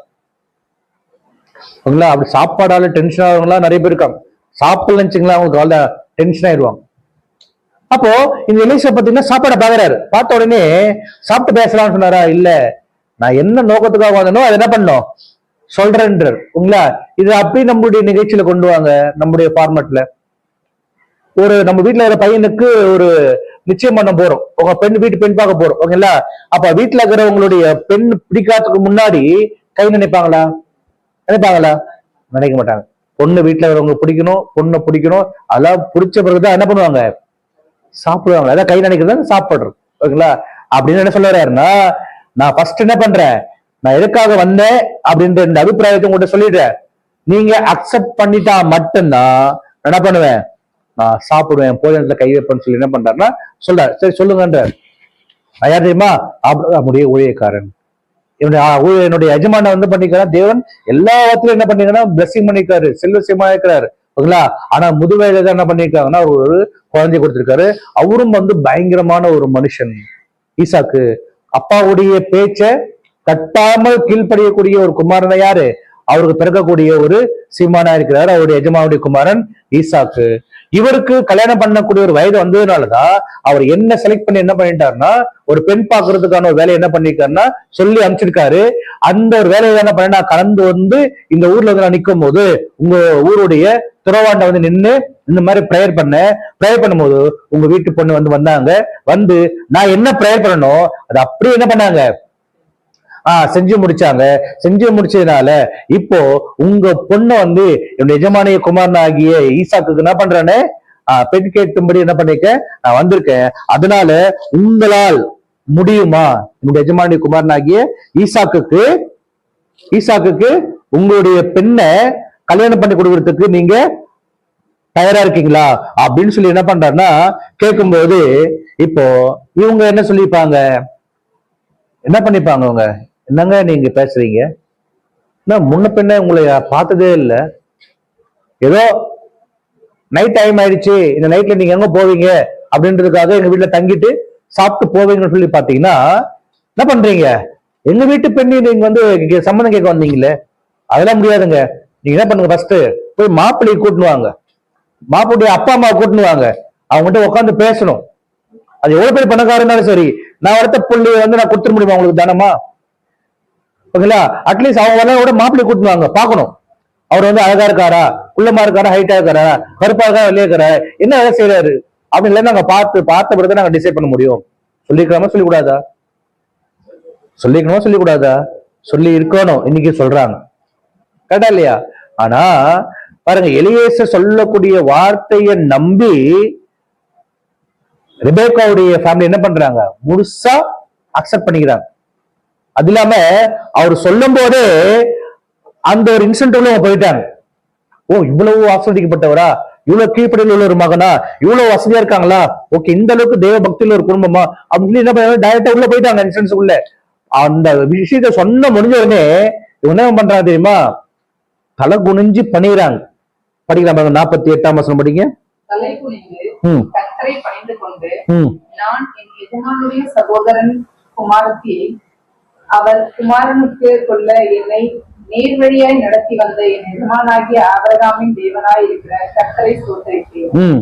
இப்பொழுதும் நீங்களும் என் எஜமானுக்கு தயையும் உண்மையும் உடையவர்களாய் நடக்க மனதுள்ளவர்களானால் எனக்கு சொல்லுங்கள், இல்லை என்றால் அதையும் எனக்கு சொல்லுங்கள். அப்பொழுது நான் வலதுபுறத்தை ஆகிலும் இடதுபுறத்தை ஆகிலும் நோக்கி போவேன். சொல்லுவாதில்ல, ரொம்ப நேரம் வெயிட் பண்ண ஆரம்பிக்கலப்பா, உங்களுடைய முடிவு மட்டும் சொல்லுங்க. ஒருவேளை உங்களுக்கு பிடிச்சிருந்தா நாங்க அக்செப்ட் பண்றோம், இல்லையா நான் வேற யாரா வீட்டை போய் பாத்துறேன், நான் வந்து ரைட்ல இருந்தா லெப்ட்ல போறேன், லெப்ட்ல இருந்தா ரைட்ல போயிடுறேன் சொல்றாரு. ஓகேங்களா? உங்களுக்கு தைரியம் இருக்குதா, கொடுக்கறதுக்கு மனசு இருக்கா சொல்லுங்க, இல்லைன்னா சொல்லுங்க, நாங்க இப்படி எந்திரிச்சு போறோம், சாப்பிடறதுக்கு எங்களுக்கு விருப்பம் இல்லை அப்படின்னு சொல்லி என்ன பண்றாருன்னா ஓப்பனா சொல்லியாச்சு. இப்ப சொன்ன உடனே இப்போ ரெபேக்காவுடைய அப்பா அம்மாக்கு எப்படி இருந்திருக்கும், இதை கேட்ட உடனே அவங்க மனசு மாறி போயிடுச்சு.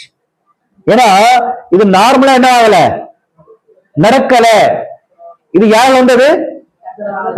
அதனாலதான் பத்திரிகையில ஃபர்ஸ்ட் வரக்கூடிய வசனம் இதுதான். எல்லா பத்திரிகையில வரக்கூடிய வசனம் இதுதான். ஓகேங்களா? என்னது, இந்த காரியம் கர்த்தரால் வந்தது. எப்படி வந்தது தெரியாது, ஆனா போற வசனம் இதுதான், இந்த காரியம் கர்த்தரால் வந்ததுன்னு வரும். ஓகேங்களா? படிங்க. அப்பொழுது லாபானும் பெத்துவேலும் பிரதியுத்தரமாக, இந்த காரியம் கர்த்தரால் வந்தது, உமக்கு நாங்கள் நலன் கொள்ளம் ஒன்றும் சொல்லக்கூடாது. இதோ ரெபேக்காள் உமக்கு முன்பாக இருக்கிறாள், கர்த்தர் சொன்னபடியே அவள் உங்கள் எஜமானுடைய குமாரனுக்கு மனைவியாகும்படி அவளை அழைத்துக் கொண்டு போம் என்றார். பாத்தீங்களா என்ன சொல்றாங்க அவங்க? என்னங்க, இந்த காரியம் கர்த்தரால் வந்ததுங்க, உங்களுக்கு போய் நாங்க கெட்டதை சொல்லுவோமா? ஓகேங்களா? தோ பக்கத்துலயே இருக்கா யாரு, ரெபேக்காள் பக்கத்துல இருக்காங்க, கையை பிடிச்சி கூட்டினே போங்க, உங்க எஜமானுடைய குமாரனுக்கு என்ன பண்ணுங்க, மனைவி ஆக்கிறதுக்கு நீங்க கூட்டின்னு போங்கன்னு சொல்லி என்ன பண்றாங்கன்னா பயங்கர போல்டா நம்பிக்கை என்ன பண்றாங்கன்னா யார கை பிடிச்சு கொடுக்குறாங்க, ரெபேக்கால கை பிடிச்சு கொடுக்குறாங்க, கூட்டின்னு போங்கன்றாங்க. அப்ப எந்த அளவுக்கு நம்பிக்கை வந்திருக்கோம் பாருங்க. யார் சொன்ன வார்த்தை நிமித்தமாக? எலியேசர் சொன்ன நிமித்தமாக. ஓகேங்களா? அப்ப எலியேசர் என்ன பண்ணிட்டாருன்னா உண்மையை சொல்லிட்டாரு.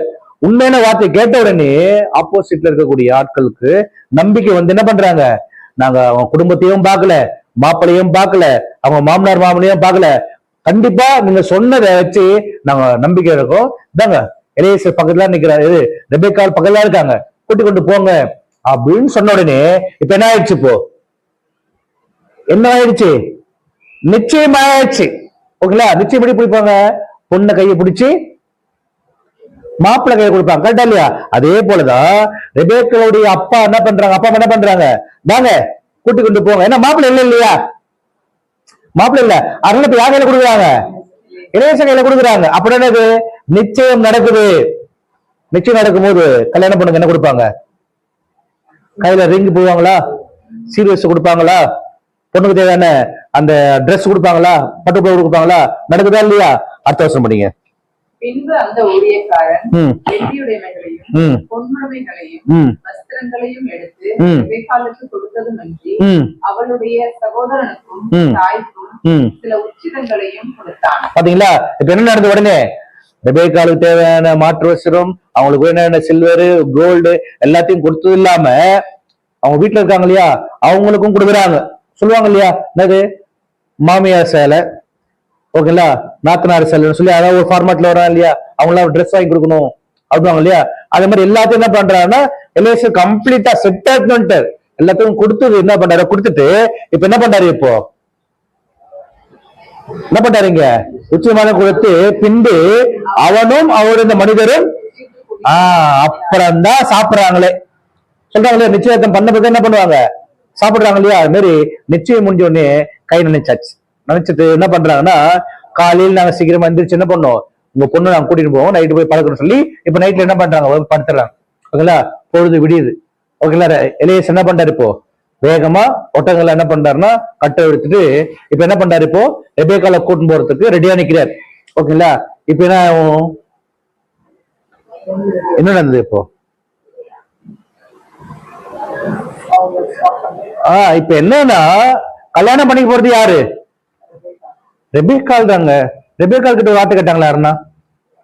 இவங்களா பேசி முடிவு எடுத்துக்கிட்டு சொல்லுவாங்க இல்லையா, என்கிட்ட ஒரு வார்த்தை கூட கேட்கலங்க, கேட்காம அவரை எனக்கு கல்யாணம் பண்ணி வச்சுட்டாங்க சொல்றாங்களா இல்லையா? அது மாதிரி ரெபேக்கால் கிட்ட ஒரு வார்த்தையும் கேட்கல. நீ அவரை கட்டிக்கிறியா, அவரு உனக்கு தெரியுமா, உனக்கு பிடிச்சிருக்கான்னு சொல்லி எந்த வார்த்தையும் என்ன பண்ணல, கேட்கல. ஓகேங்களா? அப்படி கேட்காம இருந்திருப்பாங்களா? இருந்திருப்பாங்களா? கண்டிப்பா இருந்திருக்க மாட்டாங்க. அப்ப அவங்க ஃபேமிலி என்ன இருந்துச்சு படிக்கலாம் பாருங்க அதுல இருந்தே. அப்பொழுது அவள் சகோதரனும் அவள் தாயும் 10 நாளாகிலும் பெண் எங்களோடு இருக்கட்டும், பிற்பாடு போகலாம் என்றார். பாத்தீங்களா? உடனே கூட்டிட்டு போயிடாதீங்க, ஒரு 10 நாள் என்ன பண்ணுங்க கூட இருக்கட்டும் அப்படின்னு சொல்லி என்ன பண்ணவர் சொன்ன பிறகு இப்ப எலியாஸ் என்ன பண்ண தெரியுமா, அதாவது தேவன் உங்ககிட்ட என்ன பண்ணிட்டாரு, இப்போ அனுமதி கொடுத்துட்டார். இந்த பொண்ணுதான் கல்யாணம் பண்ணு சொல்லி ஈசாக்கு நியமிச்ச பொண்ணு சொல்லிட்டு, அப்ப அவர் டிசைட் பண்ணதை நீங்க எதுக்கு ஹோல்ட் பண்றீங்க, தடுக்கிறீங்க?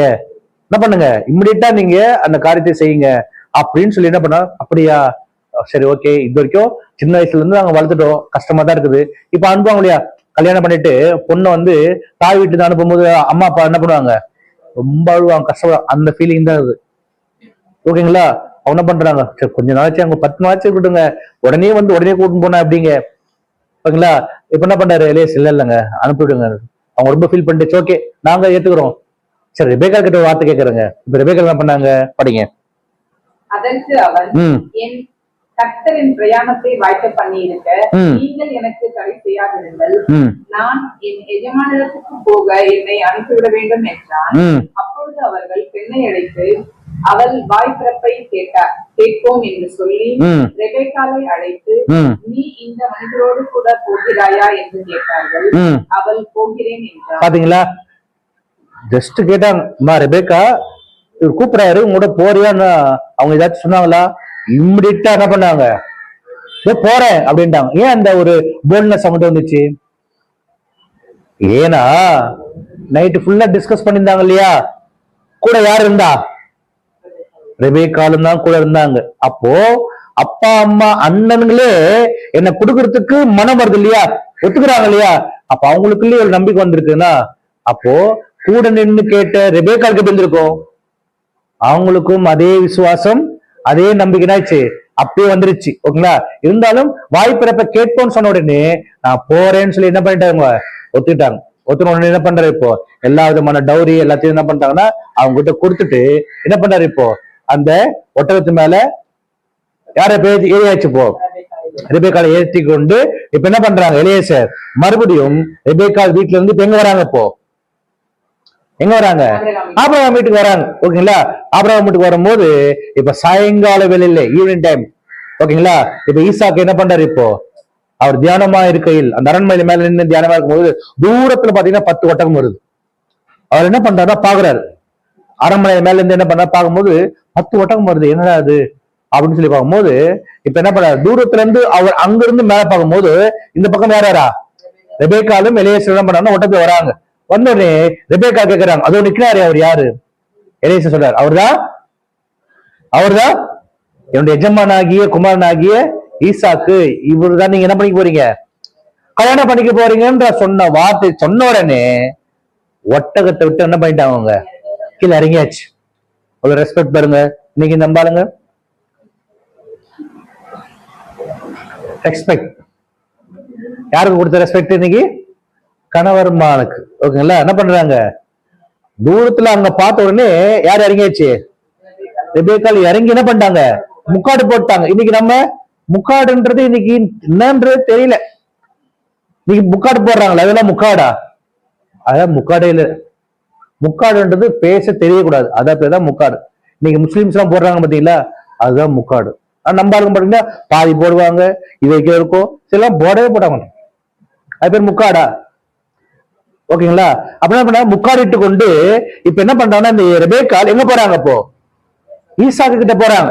ஈசா கிட்ட போனே இப்ப எலியேசர் என்ன பண்றாருன்னா ஆள் அனுப்பி சொல்றாரு, பாருங்க இவங்க தான் வந்து நீங்க கல்யாணம் பண்ணிக்கக்கூடிய ஒரு விஷயம், அப்பா பெண் பார்க்க சொன்னாரு, நடந்த விஷயம் எல்லாம் சொன்ன உடனே இப்ப ஈசாக்கு என்ன பண்றாரு, இப்போ ரொம்ப சந்தோஷமா என்ன பண்றாருன்னா ஏற்றுக்கொண்டு இப்ப என்ன பண்றாருன்னா போறாரு. 66 67 படிங்க. ஊழியக்காரன் தான் செய்த சகல காரியங்களையும் ஈசாக்குக்கு விவரித்து சொன்னான்.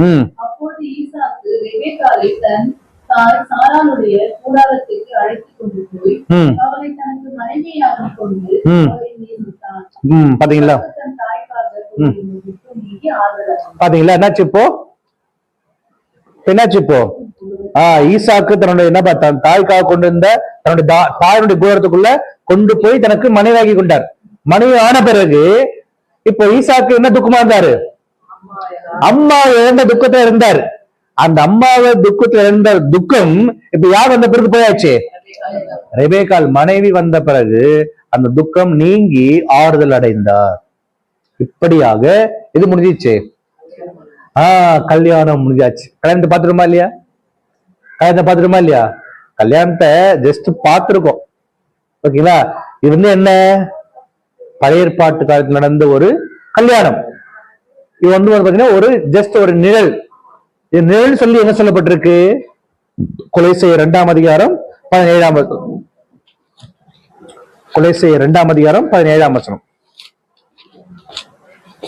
அவைகள் வரும் காரியங்களுக்கு நிழலாயிருக்கிறது, அவைகளின் பொருள் கிறிஸ்துவை பற்றினது. பாத்தீங்களா, பழைய ஏற்பாட்டு சொல்லப்பட்ட எல்லா காரியங்களும் வந்து வரும் காரியங்களுக்கு நிழலா இருக்கிறது, அவைகளின் பொருள் கிறிஸ்துவை பற்றினது. ஓகேங்களா, அப்ப பழைய ஏற்பாடுகளில் எழுதப்பட்ட இந்த ஒரு நிழலான விஷயம் இப்ப நம்ம என்ன கம்பேர் பண்ண போறோம், பொருள்ல பார்க்க போறோம். இப்ப நிழல் பார்த்தாச்சா இல்லையா, ஓகேங்களா, இப்ப நம்ம என்ன பார்க்க போறோம், பொருளுக்குள்ளாக போவோம். பொருளுக்குள்ள போகாமா, ஓகே. பொருளுக்குள்ள போறதுக்கு முன்னாடி இப்போ இந்த கல்யாணத்துல நடந்த இருக்கக்கூடிய முக்கியமான ஒரு 4 கேரக்டர் என்ன பண்ண போறோம், வெளியெடுக்க போறோம். இல்ல, இந்த கல்யாணத்துல சம்பந்தப்பட்ட 4 கேரக்டர் என்ன பண்ண போறோம், வெளியே முக்கியமான கேரக்டர்ஸ். ஓகேங்களா, ஃபர்ஸ்ட் யாரு, ஆபிரகாம், வெரி குட். ரெண்டாவது யாரு, ஈசாக்கு. அடுத்தது யாரு, எலியேசர். அடுத்தது, அவ்வளவுதான் 4 கேரக்டர். ஓகேங்களா, இவங்கதான் இப்ப சப்ஜெக்ட் நம்மளுக்கு. ஓகேங்களா, ஏன்னா ஈசாக்குடைய திருமணம் எப்படி நடந்துச்சு, ஆபிரகாம் நினைச்சாரு, எலியேசர் கிட்ட சொன்னாரு, ஈசாக்கு கல்யாணம் பண்ற நினைச்சாரு, யார் பொண்ணை பாத்துட்டாரு, பார்த்தாச்சு. ஓகேங்களா, ரெபெக்காளை பார்த்தாச்சு. இவங்க 4 பேர் தான். ஓகேங்களா, சரி. அப்போ இந்த 4 பேரை குறிச்சு நமக்கு தெரிஞ்ச விஷயம் என்ன, ஆபிரகாம். ஆபிரகாம் என்ன, விசுவாசத்தின் தந்தை அல்லது தகப்பன் அப்படி சொல்லலாம். ஓகேங்களா, ஈசாக்கு அப்படின்னா வெரி குட், புன்னகை. ஈசாக்கு என்ன அர்த்தம், மகிழ்ச்சி அல்லது புன்னகை. ஓகேங்களா, அடுத்தது ரெபெக்காள்.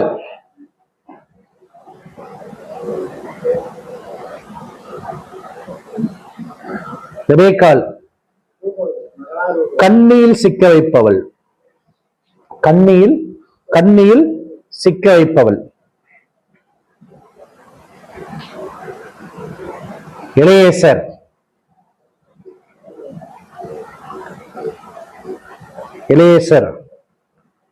தேவன் என் துணை, தேவன் என் துணை.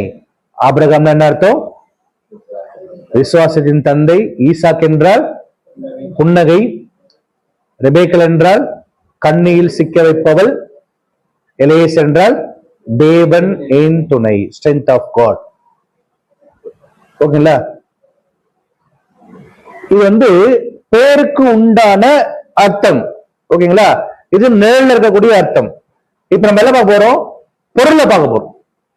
பொருள்ல இந்த 4 பேரும் யார கம்பேர் ஆகுது, இந்த 4 பேரும் யாருக்கு அடையாளமாக சொல்லப்பட்டிருக்கு அப்படின்னா, ஆபிரகாம், ஈசாக்கு, எலியேசர், ரெபெக்காள். ஓகேங்களா, இவங்க 3 பேருக்கும் பாத்தீங்கன்னா ஒவ்வொரு விதமான ரிலேஷன்ஷிப் இருக்கு. ஆபிரகாமுடைய மகன் யாரு?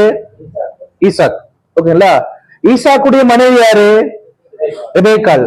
ஆபிரகாமுடைய பிரதான வேலைக்காரன் யாரு? எலியேசர். லிங்கம் வந்துருச்சா இல்லையா? ஓகே.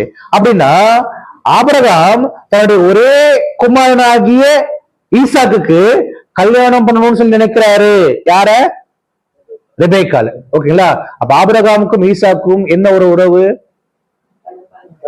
தகப்பன். ஓகேங்களா? அப்ப ஆபிரகாம் மோரியா மலையில கொண்டு போய் பலி செலுத்தினார் இல்லையா? அப்போ மலையில ஏறும் போது ஈசாக்கு எதை சுமந்து கொண்டு போனாரு? விறகு கட்டையில. அந்த பலிப்படையில அடக்கி யார படக்க வச்சாரு? ஈசாக்க. யாருக்கு அடையாளம்? யாருக்கு அடையாளம் அது?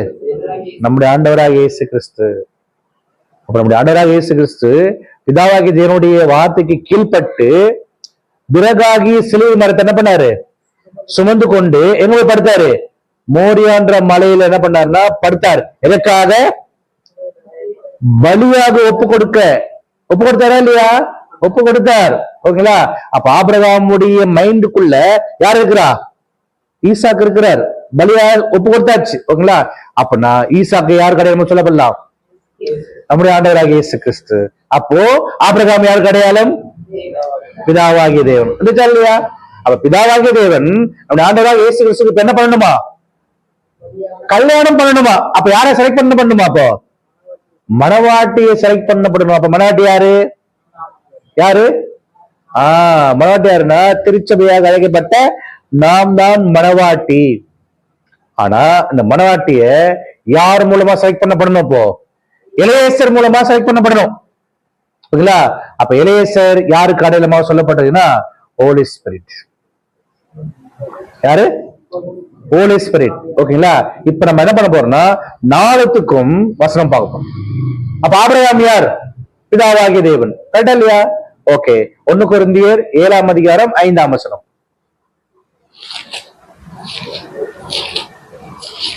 உபவாசத்திற்கும் ஜெபத்திற்கும் தடையில்லாதபடிக்கு சாரி 1 கொரிந்தியர் 8ஆம் அதிகாரம் 6ஆம் வசனம்.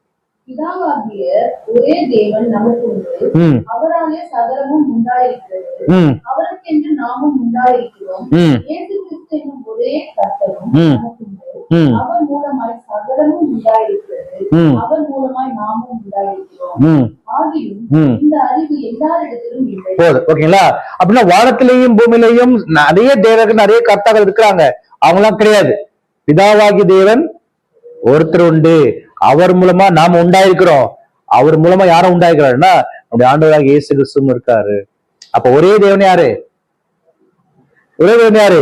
பிதாவாகிய தேவன் சொல்லி என்ன பண்ணிட்டாருன்னா சொல்லிட்டாரு. இப்போ அவருடைய குமாரன் யாரு? நம்முடைய ஆண்டவராக இயேசு கிறிஸ்து அப்படின்றது நம்ம நல்லாவே தெரியும் இல்லையா? யோவான்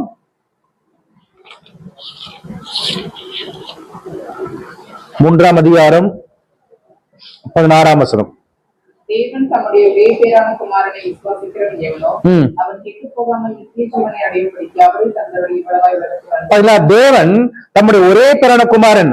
அப்ப ஆபிரகாமுக்கு எத்தனை குமாரன்? ஒரே குமாரன். ஓகேங்களா? அப்போ ஆபிரகாமுக்கு என்ன பண்றாங்க? ஒரே குமாரன். ஓகேங்களா? அப்போ ஆபிரகாமுடைய ஒரே குமாரன் யாருன்னா நம்முடைய ஆண்டவராக ஈசாக்கு. அதே போல பிதாவாகி தேவனுடைய ஒரே குமாரன் யாருன்னா நம்முடைய ஆண்டவராகி இயேசு கிறிஸ்து. ஓகேங்களா? அப்போ இப்போ பிதாவாகி தேவன் என்ன பண்ணிருக்காருன்னா இப்போ மனவாட்டியாகி நம்மள செலக்ட் பண்றதுக்கு இப்ப என்ன பண்றாரு? இப்போ அவர் கையில் எடுத்துக்கொண்ட ஒரே ஆயுதம் ஹோலி ஸ்பிரிட். அது ஹோலி ஸ்பிரிட். அந்த ஹோலி ஸ்பிரிட் என்னது? தேவனுடைய சத்தியத்தை நம்மளுக்கு போதிக்கிற அளவுக்கு நம்மளுக்கு என்ன பண்ணுது? அது பகுத்து சொல்லக்கூடிய விஷயம். ஓகேங்களா? அப்போஸ்தலர் 1ஆம் அதிகாரம் 8ஆம் வசனம்.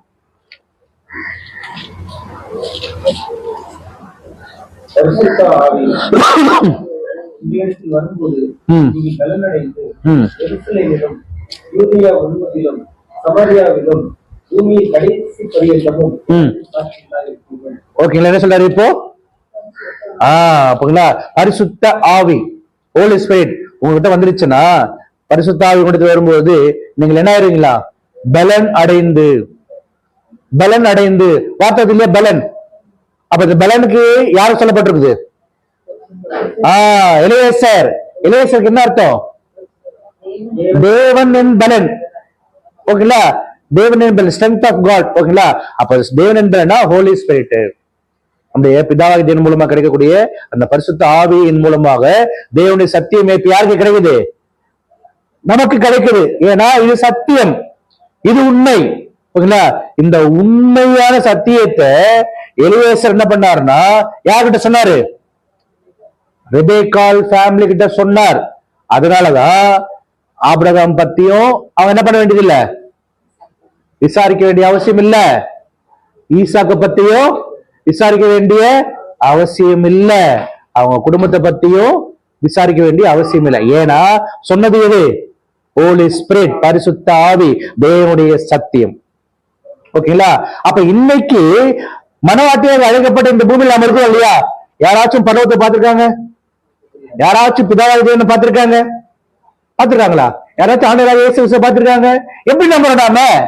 சத்தியம், தேவனுடைய உண்மை, தேவனுடைய சத்தியமாகிய உண்மை நமக்கு வந்து போதிக்கிறதுனாலதான் பரலோகம் சொல்லி ஒண்ணு இருக்குன்னு சொல்லி நம்ம விசுவாசிக்கிறோம். அதுல தேவன் இருக்கிறான்னு சொல்லி விசுவாசிக்கிறோம். ஓகேங்களா? அப்ப நம்முடைய ஆண்டவராகிய இயேசு கிறிஸ்து மூலமாக நாம மனவாட்டியா மாறப்படும் விசுவாசிக்கிறோமா இல்லையா? எது மூலமாக? சத்தியம், உண்மை. அதனாலதான் எலியேசர் சொல்லும் போது நோ கொஸ்டின். யாருக்கு? ரெபேக்காளுக்கு, ரெபேக்காளுடைய ஃபேமிலிக்கு. ஓகேங்களா? நம்பி வந்தாங்க. ஓகேங்களா? அதே போலதான் காணாத புருஷனாகிய நம்முடைய ஆண்டவராகிய இயேசு கிறிஸ்துவை நம்ம என்ன பண்ணிக்கிறோம்? இந்த பூமியில நம்பி கல்யாணம் பண்ணிக்க போறோம்னு சொல்லி என்ன பண்றோம்? இந்த சுவிசேஷ யுகத்துல நம்ம டிராவல் ஆகி கொண்டு வரோம். எது மேல உட்கார்ந்துட்டு? ஒட்டகத்து மேல. அப்ப வேதத்துல ஒட்டகம், கழுதை, குதிரை மூணும் எதை அடையாளப்படுத்துனா தேவனுடைய சத்தியத்தை மட்டும்தான் அடையாளப்படுத்தும். ஓகேங்களா? அப்போ இந்த மனவாட்டியாகிய நாம் என்ன பண்றோம்? தேவனுடைய சத்தியமாகிய அந்த விஷயம் உண்மையை தெரிந்து கொண்டு இப்ப டிராவல் ஆகி பண்ணி கொண்டு இப்ப யார கல்யாணம் பண்ணிக்க போறோம்? யார கல்யாணம் பண்ணிக்க போறோம்? ஈசாக்குக்கு அடையாளமா இருக்கக்கூடிய இயேசு கிறிஸ்துவ கல்யாணம் பண்ணிக்கணும்னா என்ன குவாலிட்டி எங்கிட்ட எனக்கு தேவை? என்ன குவாலிட்டி எங்கிட்ட தேவை? இந்த குவாலிட்டி இருந்தா மட்டும்தான் ஆண்டவராக இயேசு கிறிஸ்து நம்மள என்ன பண்ணுவாரு? மனவாட்டியா ஏற்றுக்கொள்வாரு. ஆனா 3 பேர் பார்த்தாச்சு. ஆபிரகாம் பார்த்தாச்சு, ஈசாக்க பார்த்தாச்சு, எலியேசர் பார்த்தாச்சு. அடுத்து யாரை பார்க்கணும்? மனவாட்டி. ஓகேங்களா? இப்ப நம்மளை பத்தி சொல்றாரு பாருங்க. 2 கொரிந்தியர் 11ஆம் அதிகாரம் 2ஆம் வசனம். 2 கொரிந்தியர் நல்லா கவனிச்சீங்க. நான் உங்களை கற்புள்ள கன்னிகையாக கிறிஸ்து என்னும் ஒரே புருஷனுக்கு நியமித்தபடியால் நம்மள என்ன பண்ணிட்டாரா? நான் உங்களை நம்மள என்ன பண்ணிருக்காரு? இப்போ நான் உங்களை கற்புள்ள கன்னிகையாக. இதுதான் மிகப்பெரிய குவாலிட்டி. நம்மள எல்லாம் என்ன பண்ணிருக்காரு? இப்போ கற்புள்ள கன்னிகை என்ன பண்ணிருக்காரு? செலக்ட் பண்ணிருக்காரு. ஏன்? கிறிஸ்து என்னும் ஒரே புருஷனுக்காக என்ன பண்ணிருக்காருன்னா மனவாட்டியா என்ன பண்றாரு? அந்த ரிச்சர்த்துக்கு இங்கிலீஷ்ல என்னது? என்கேஜ்மெண்ட் பண்றதுக்கு. ஓகேங்களா? அப்படின்னா கற்புள்ள கன்னிகையா மட்டும்தான் நம்மள பண்ணோம் இருக்கிறோன்றார். அப்ப அந்த கற்புள்ள கன்னிகைக்கு என்ன குவாலிட்டி? கற்புள்ள கன்னிகை, கருப்பு இல்ல, கற்பு. அப்ப அந்த கற்புக்கு அடையாளம் எது? ஹோலினஸ், சுத்தமா இருக்கணும். ஓகேங்களா? அப்ப இதுக்கு நம்ம யார் அடையாளமா எடுத்துக்கிட்டோம்? பழைய ஏற்பாட்டுல ரெபேக்காள். அப்ப ரெபேக்காள் கற்புள்ள இருந்தாங்களா? ரெபேக்காள் கற்பு உள்ளவர்களாக இருந்தாங்களா?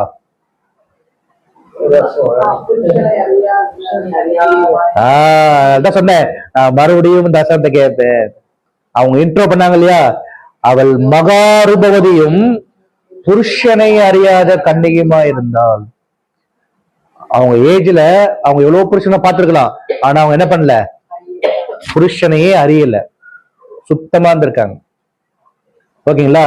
நல்லா யோசிச்சு பாருங்க. நியாயப்பிரமாணம் யார் கையில கொடுக்கப்பட்டது? மோசே கையில கொடுக்கப்பட்டது. மோசே கையில கொடுத்த பிறகுதான் ஒருத்தனுக்கு ஒருத்தின்னு சொல்லக்கூடிய ஒரு கான்செப்டே வந்தாச்சு. அதுக்கு முன்னாடி என்ன கிடையாது?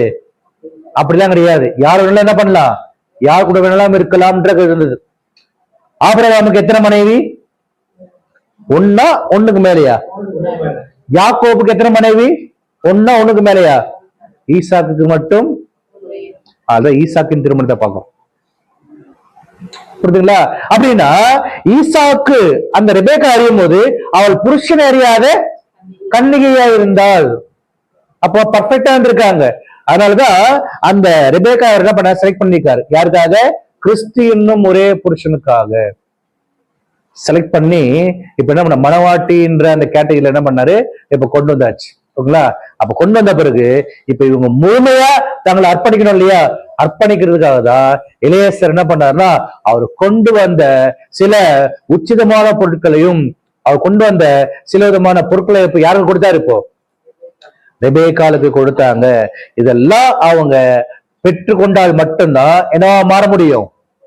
மனவாட்டியா மாற முடியும். அப்ப இளையசர் கொண்டு வந்த வெள்ளி உடைமைகள், பொண்ணு உடைமைகள் எல்லாமே எனக்கு வேணாங்கன்னு சொல்லி அவங்க ரிஜெக்ட் பண்ணாங்களா? இக்னோர் பண்ணாங்களா? அக்செப்ட் பண்ணிட்டாங்க. அக்செப்ட் பண்ணதுக்கு என்ன அர்த்தம்? நான் ஏற்றுக்கொள்கிறேன், உங்களுடைய எஜமானாகிய குமாரனாகிய ஈசாக்கு என்ன பண்ற, எனக்கு கணவனாக ஏற்றுக்கொள்வேன்னு சொல்லி அக்செப்ட் பண்ணிட்டாங்க. ஓகேங்களா? அப்போ நாமளும் நம்முடைய மணவாளனாகிய இயேசு கிறிஸ்துவை புருஷனாக ஏற்றுக்கொள்வதற்கு எதை அக்செப்ட் பண்ணிடணுமா? வெள்ளி உடைமைகளையும் பொன்னுடைமைகளையும் அவர் கொடுத்த விலை உயர்ந்த வஸ்திரங்களையும் ஏற்றுக்கொள்வதுதான் யாருக்கு அடையாளம்? மணவாட்டிக்கு அடையாளம். ஓகேங்களா? அப்ப ஒரு கல்யாணத்துக்கு போறோம், மணவாளன் ரெடியா இருக்கிறார், அதை பத்தி யாருக்கு கிடையாது, கவலை கிடையாது, வரவங்களுக்கு கவலையே கிடையாது. இது முன்னாடி சொல்லியாச்சு இல்ல, கரெக்டா இல்லையா? இப்ப யார பத்தி தான் கவலை? பொண்ணு பத்தி தான் கவலை.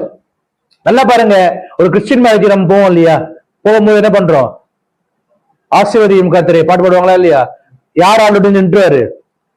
மாப்பிள்ள அங்கேயே நின்றுவாரு. ஓகேங்களா? இப்ப யார் பின்னாடி வர நடந்து வருவா? ஒருவர். ஓகேங்களா? வரும்போது எல்லாருடைய தலை யார் பக்கம் திரும்பும்? ஏன்? அதுக்கு அவங்களை பார்த்ததே இல்லையா? ஆல்ரெடி அவங்க பார்த்திருந்தா கூட அவங்க வரக்கூடிய அந்த அழகு, அவங்களுடைய ட்ரெஸ் உடைய தோரணை, அவங்க என்ன ஜுவல்ஸ் போட்டு இருக்காங்க, என்னெல்லாம் மாட்டின்னு இருக்காங்க, அவங்களுடைய டெக்கரேஷன் எப்படி இருக்குது, அலங்காரம் எப்படி இருக்குது, இதை பார்க்கறதுக்கு என்ன பண்ணுவாங்க? பொண்ணு அழகா இருக்கா, அவங்களுடைய மேக்கப் எப்படி இருக்குது, எல்லாத்தையும் பாக்குறதுக்கு என்ன பண்ணுவோம்? எல்லாரோட தலையை எப்படி யாருக்கு திரும்பும்? பொண்ணு பக்கமா திரும்பும். கரெக்டா இல்லையா? அவங்க அப்படியே நடந்து வந்து மாப்பிள்ளை பாக்குறதுல வந்து நின்றுட்டா போதும். ஓகே, இப்ப என்ன அது பேர் ரெடி. அதுக்கப்புறம் ரிசப்ஷன் நிற்கும் போதுதான் எல்லாருக்குமே தெரியும் என்னன்னு, பொண்ணு இவ்வளவு விலை உயர்ந்த ஜுவல்ஸ் போட்டிருக்காங்க, எப்பேற்பட்ட புடவை உடுத்திருக்காங்க, அவங்க எந்த அளவுக்கு மேக்கப் போட்டிருக்காங்க, எல்லாத்தையும் என்ன பண்ணுவோம்னா மாப்பிள்ளையை கண்டுக்கவே மாட்டாங்க. கரெக்டா இல்லையா? கரெக்டா இல்லைங்களா? யாரதான் போக்கஸ் பண்ணுவாங்க? பொண்ணதான் போக்கஸ் பண்ணுவாங்க. ஏன்? ஏன்னா அவங்க பொண்ணு. கரெக்டா இல்லையா? இப்ப நாமளே யாரு? டிவைன் மீனிங்ல நாமளும் இன்னைக்கு மணவாட்டி தான். அவ மணவாட்டி ஆகிய நாம் மணவாளன் பக்கத்தில் நிக்கிறதுக்கு தகுதி உள்ள வஸ்திரங்களையும் ஆபரணங்களையும் அணிந்து கொண்டிருந்தால் மட்டும்தான் நாம் மணவாட்டியாக மாற முடியும். கடலையா? அப்போ நம்முடைய அலங்காரம் எப்படி இருக்கணுமா? பரிசுத்த அலங்காரமா இருக்கணுமா? சங்கீதம் 96:9 படிக்கும் போது பரிசுத்த அலங்காரத்துடனே என்ன பண்ணுங்க, கர்த்தரை தொழுது கொள்ளுங்கன்னு சொல்லிட்டு நம்முடைய அலங்காரத்துக்கு ஒரு பேரு என்னன்னா ஹோலி. ஓகேங்களா? அப்போ நம்ம பரிசுத்த அலங்காரத்துக்கு நம்ம என்ன பண்ண முடியும்? அலங்கரிக்கணும். அப்ப நாம தான் மணவாட்டி, நாம தான் கல்யாண பெண்ணு. அப்ப ஒரு கல்யாண பெண் தன்னுடைய அலங்கரிப்பை எங்கிருந்து ஸ்டார்ட் பண்ணுவாங்க? எங்கிருந்து ஸ்டார்ட் பண்ணுவாங்க? சரீரத்துல தலை முடியிலிருந்து பாதத்துல போட்டுக்கிற செருப்பு வரைக்கும் அலங்காரம் தான் உங்களுக்கு. கரெக்டா இல்லையா? அப்ப நான் யாரு? நானும் மணவாட்டி தாங்க. அப்ப என்னுடைய அலங்கரிப்பு எங்க ஸ்டார்ட் ஆகணும்? தலையில இருந்து ஸ்டார்ட் ஆகணும். ஸ்டார்ட் பண்ணலாமா? இப்ப நாம தான் மணவாட்டி நினைச்சிட்டு இப்ப நம்ம போறோம் நம்முடைய அலங்கரிப்பை பார்க்கலாமா இல்லையா? படிக்கலாம். 1 பேதுரு 3ஆம் அதிகாரம் 3ஆம் வசனம். வேகமா படிக்கலாம், டைம் ஆகுது.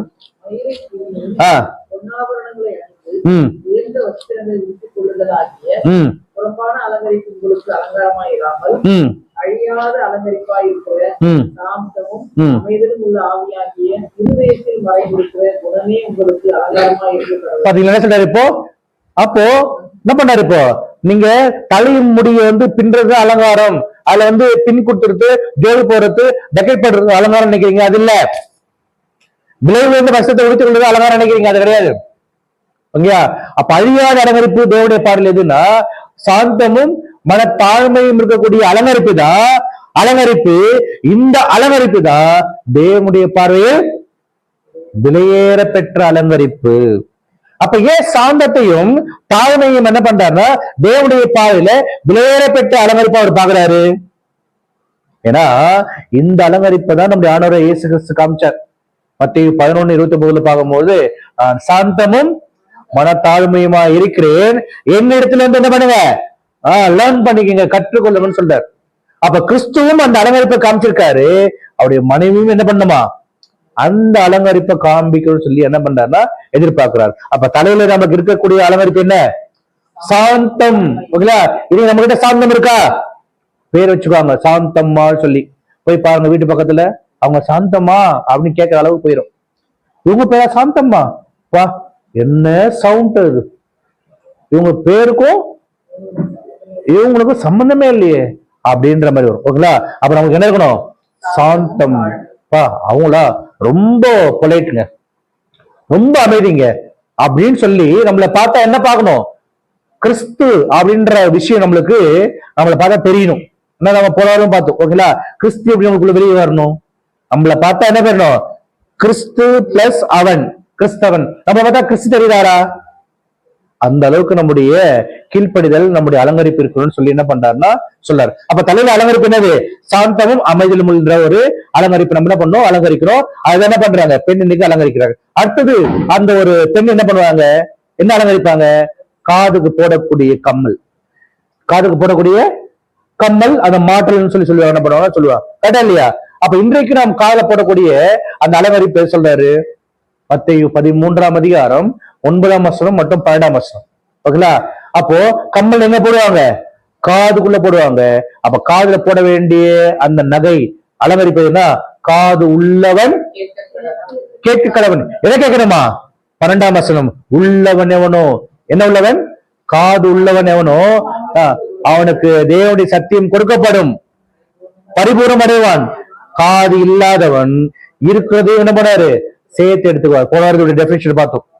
ஓகேங்களா? நம்ம கிறிஸ்தவலா இருக்கிறோம், என்ன பண்ணாரு? தேவனுடைய உண்மையான சத்தியத்தை கேட்க கேட்க நம்மளுக்கு என்ன பண்ணாரு? அவர் சத்தியத்தை கொடுத்து கொண்டே இருப்பார். அந்த ஆர்வம் இல்லைன்னா, ஓகேங்களா, நம்ம கிட்ட கொஞ்சம் இருக்குது, என்னது? மனப்பாட அதிகாரங்கள், வசனங்கள், அதையும் எடுத்து இல்லாத இடத்துல கொடுத்துருவார்.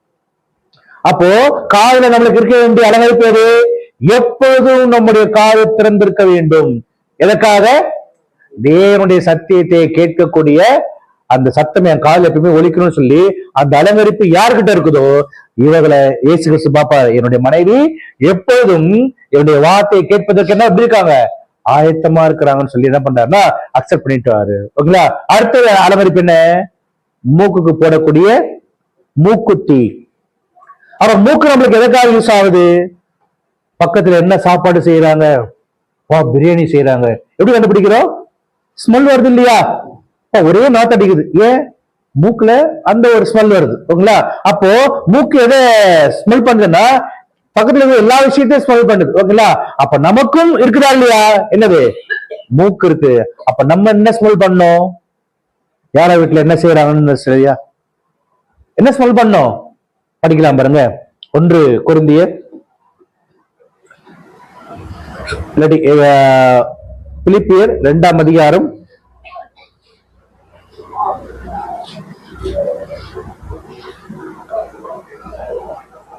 இல்லாட்டி 2 கொரிந்தியர் 2:14 படிங்க. 2 கொரிந்தியர் 2:14. எப்பொழுதும் எங்களை வெற்றி சிறக்க பண்ணி எல்லா இடங்களிலேயும் எங்களை கொண்டு அவரை அறிகிற அறிவின் வாசனையை வெளிப்படுத்த. பாத்தீங்களா? அப்ப என்ன சொல்றாருன்னா கிறிஸ்துவை கொண்டு நம்ம இந்த பூமியில என்ன பண்ணணும்? தேவன் யூஸ் பண்ணணும். நாம போகக்கூடிய இடத்துல எல்லாம் என்ன ஸ்மெல் வரணுமா?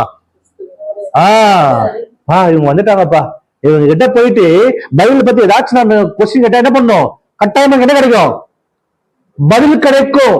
ஏன்னா நம்முடைய ஆண்டவராக இயேசு கிறிஸ்து ஞானஸ்தானம் எடுத்துல இருந்து அவர் மரிக்கிற வரைக்கும் எங்கெங்கெல்லாம் போனாரோ அங்கங்கெல்லாம் சத்தியத்தை மட்டும்தான் என்ன பண்ணாரு? மத்தவங்களுக்கு சொன்னார், பிரசங்கம் பண்ணார். ஓகேங்களா? யாராச்சும் டவுட் வந்து கேட்டாங்கன்னா என்ன பண்ணுவார்? அவங்களுக்கு அந்த வசனத்துடைய சத்தியத்தை என்ன பண்ணாரு? வியாக்கரணம் பண்ணி சொல்லி கொடுப்பார். அப்ப அவர் போற இடத்துல எல்லாம் அவங்களை பார்த்த உடனே என்ன பண்ணுவாங்க? தாவீதின் குமாரனே, ஆபிரகாமுடைய குமாரனே, எனக்கு இறங்கும். ஏன்? இவர் வந்தாலே எனக்கு என்ன கிடைக்கும்? ஒரு விடுதலை கிடைக்கும் மரணத்தில இருந்து. ஓகேங்களா? கண்ணு தெரியாத விஷயத்துல இருந்து, ஓகேங்களா, சத்தியத்துல இருந்து, எல்லாத்துலயும் என்ன வரும்? விடுதலை கிடைக்கும். ஓகேங்களா? அப்படின்னா இயேசு கிறிஸ்து சத்தியத்தை அவர் சொல்லி கொடுக்கறதுனால அவர் போகக்கூடிய எல்லா இடத்துலயும் என்ன விடுதலை கிடைக்கும். அவர் பக்கத்துல போய் இருந்தாலே என்ன ஆகும்? சத்தியத்துடைய ஸ்மெல் என்ன ஆகும்னா அவனுக்கு அடிக்கும். அதே போல நாம என்ன பண்ணோம்? நாம எங்கெங்கெல்லாம் போறோமோ அங்க என்ன ஆகணும்? சத்தியத்தினுடைய ஸ்மெல். அதாவது நம்ம போற இடத்துல எல்லாம் நம்ம பேச வேண்டிய ஒரே விஷயம் இது மட்டும்தான், தேவனுடைய வசனம், வசனத்தில் இருக்கக்கூடிய சத்தியம். சொல்லுவாங்க, அவர்கிட்ட போய் உட்காந்து எப்ப பார்த்தாலும் என்ன பண்றாரு? வசனத்தை மட்டும்தான் பேசுறாரு, சத்தியத்தை மட்டும்தான் பண்ணி பேசுறாரு. யாருக்கு? பிடிக்காதவங்களுக்கு இந்த வார்த்தை வரும். பிடிச்சவங்களுக்கு அவர்கிட்ட போனா கண்டிப்பா ஒரு வசனத்தை எடுத்து கேட்டா என்ன பண்ணுவாரு? கண்டிப்பா நம்மளுக்கு என்ன ஆகும்? பதில் கிடைக்கும். அப்ப நம்ம போகிற எல்லா இடத்துலயும் என்ன பண்ணுமா? சத்தியத்தை பிரதிபலிக்கக்கூடிய அந்த வாசனை என்ன ஆகும்? நம்மளுக்கு வரணும். அப்போ நம்முடைய மூக்கு எப்போதுமே எதை மட்டும் ஸ்மெல் பண்ணும்? தேவனுடைய சத்தியத்தை மட்டும் தான் நம்ம என்ன பண்ணணும்? முகரணும். ஓகேங்களா? அப்போ மூக்கு போடக்கூடிய அந்த அணுகுல எது? ஸ்மெல். தேவனுடைய சத்திய வசனத்தை என்ன பண்ண நம்ம எப்பொழுதுமே ஸ்மெல் பண்ணணும். ஓகேங்களா? அப்ப தலை பத்தாச்சு, காது பத்தாச்சு, மூக்கு பத்தாச்சு. அடுத்தது ஒரு கல்யாணம் பண்ணி என்ன பண்ணுவாங்க? கழுத்துக்கு ஒரு நெக்லஸ். அந்த நெக்லஸுக்கு என்ன பண்ணுவாங்க? ஒரு ஆரம். கரெக்டா இல்லையா? கழுத்து ஒட்டி என்ன பண்ணுவாங்க? ஒரு நெக்லஸ் போடுவாங்க. அதுக்கு என்ன பண்ணுவாங்கன்னா ஒரு ஆரம் போடுவாங்க. ஓகேங்களா? அப்ப இது எதை அடையாளப்படுத்துது? நெக்லஸும் ஆரத்துக்கும் அடையாளம் இருக்குது இருக்கே. ஓகேங்களா? நீதிமொழிகள் 3ஆம் அதிகாரம் 3ஆம் வசனம்.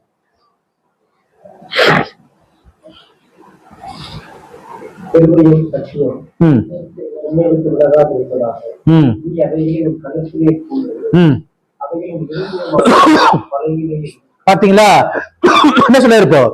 கிருபையும் சத்தியமும் உன்னை விட்டு விலகவே கூடாது. ஏன்னா அவைகளை உன் கழுத்திலே பூண்டு இருதயமாகிய பலகையிலே என்ன பண்ணு? எழுதிக்கொள். அப்போ இந்த நெக்லஸும் ஆரம்பம் எங்க போடுவாங்க? கழுத்துல இருதயத்துக்கிட்ட வரும். கரெக்டா இல்லையா? இங்க சொல்லிட்டார், ஆரமாகிய கிருபை, நெக்லஸ் ஆகிய சத்தியம். ஓகேங்களா? அப்ப கிருபையும் சத்தியம் உன்னை விட்டு விலகவே கூடாது. இந்த ஆரம்பம் நெக்லஸ் சொல்லக்கூடிய இந்த விஷயம் என்ன பண்ணாது? நம்ம எப்போதுமே இந்த கிருபையும் சத்தியம் சொல்லக்கூடிய இந்த அலங்கரிப்பு எப்போதும் என் இருதயத்தை விட்டுட்டு என்ன பண்ணக்கூடாது? விலகவே கூடாது. என்ன பண்ணக்கூடாது? நீங்கவே கூடாது. என்ன பண்ணும்? அதை இருதயத்திலே மாட்டிக்கொண்டு என்ன பண்ணும்? நான் எப்பொழுதும் வாழ வேண்டும் என்றார். கிருபையும் சத்தியம் உன்னை விட்டு விலகாதிருப்பதாக அவைகளை உன் கழுத்திலே பூண்டு உன் இருதயமாகிய பலகைகளை என்ன பண்ண? எழுதி வச்சு கொண்டார். அப்ப இருதயத்துல எழுதக்கூடிய அந்த எழுத்து அவசியத்துல அலைஞ்சிருமா? அலையாது. சொல்லுவாங்க இல்லையா, இருதயத்தின் நினைவு வாய் பேசும். அப்ப நம்ம என்ன திங்க் பண்றோமோ, என்ன யோசிக்கிறோமோ என்ன ஆகும்? வார்த்தையா வரும். அத போட்டு எழுதி வச்சுட்டா ஆகும்? எப்பொழுதுமே அது நீங்காது. அப்ப கிருபையும் சத்தியம் என்னை விட்டு நீங்க கூடாதுன்ற ஒரு முடிவுக்குள் நம்ம என்ன பண்ணோமா? எப்பொழுதும் இருக்குன்னு சொல்லி என்ன பண்றா சொல்லிட்டார். இதுதான் ஒரு மனவாட்டியாகி நாம போட்டுக் கொண்டிருக்கக்கூடிய அளவு அலங்கரிப்பு. அடுத்து ஒரு கல்யாணம் பண்ணி என்ன பண்ணுவாங்க? அலங்கரிப்ப இடுப்புக்கு என்ன பண்ணுவாங்க? ஒரு ஒட்டியானம் போட்டுக்குவாங்க. ஓகேங்களா? அப்ப ஒட்டியானம் எதுவும் அடையாளப்படுத்துது? எபேசியர் 6ஆம் அதிகாரம் 14ஆம் வசனம்.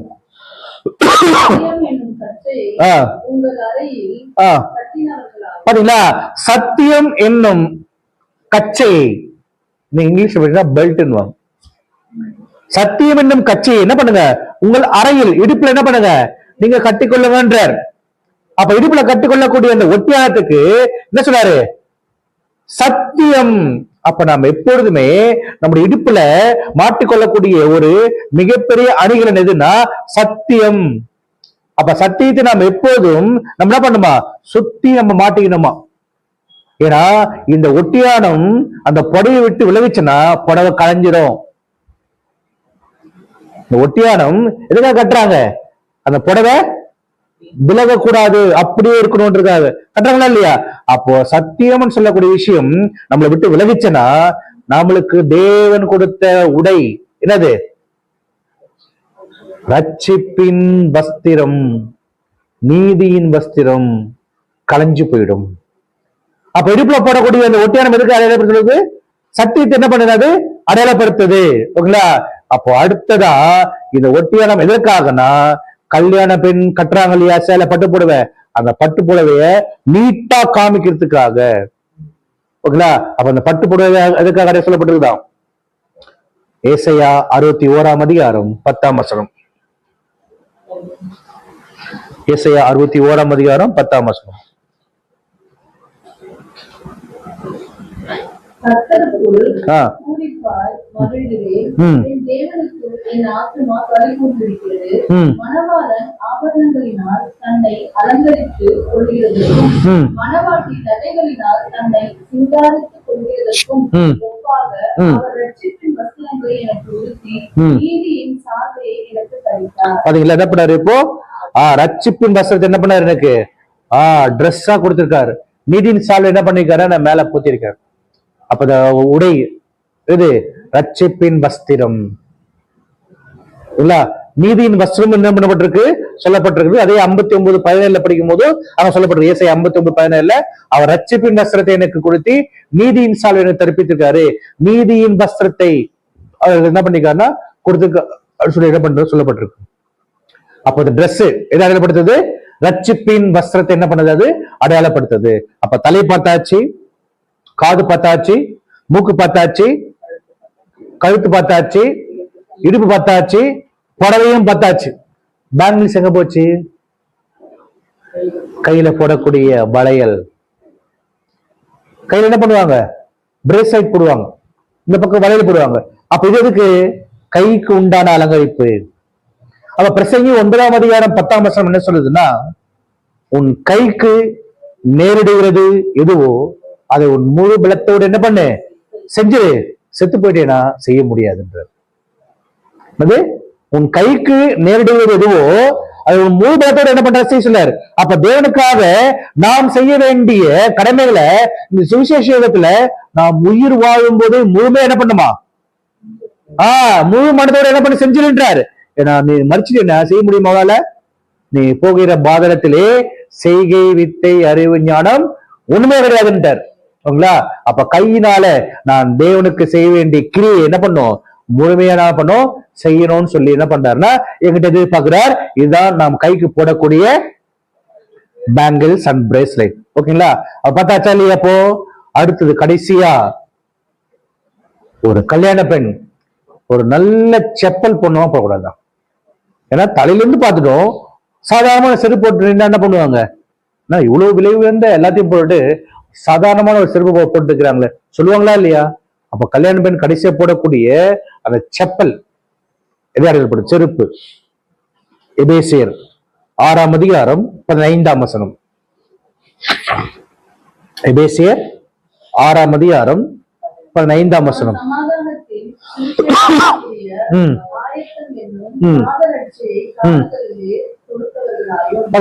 சமாதானத்துக்குரிய ஆயத்தம் என்னும் பாதரட்சையை உங்கள் கால்களில் தொகுத்தவர்களாயும் இருங்கள். அப்போ பாதரட்சை செருப்பு இருக்கிற அடையாளப்படுத்துவதான ஆயத்தம், ரெடினஸ்.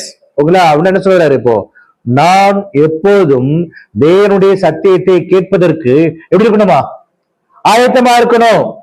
ஓகேங்களா. இன்னைக்கு கிளாஸ் என்ன பண்ணோம், ரெடியா வந்து உட்காந்துடணும். ஏன்னா தேவனுடைய சத்தியத்திற்காக நான் அப்படி இருக்கிறேன், ஆயத்தமா இருக்கிறேன், வாஞ்சியா இருக்கிறேன்.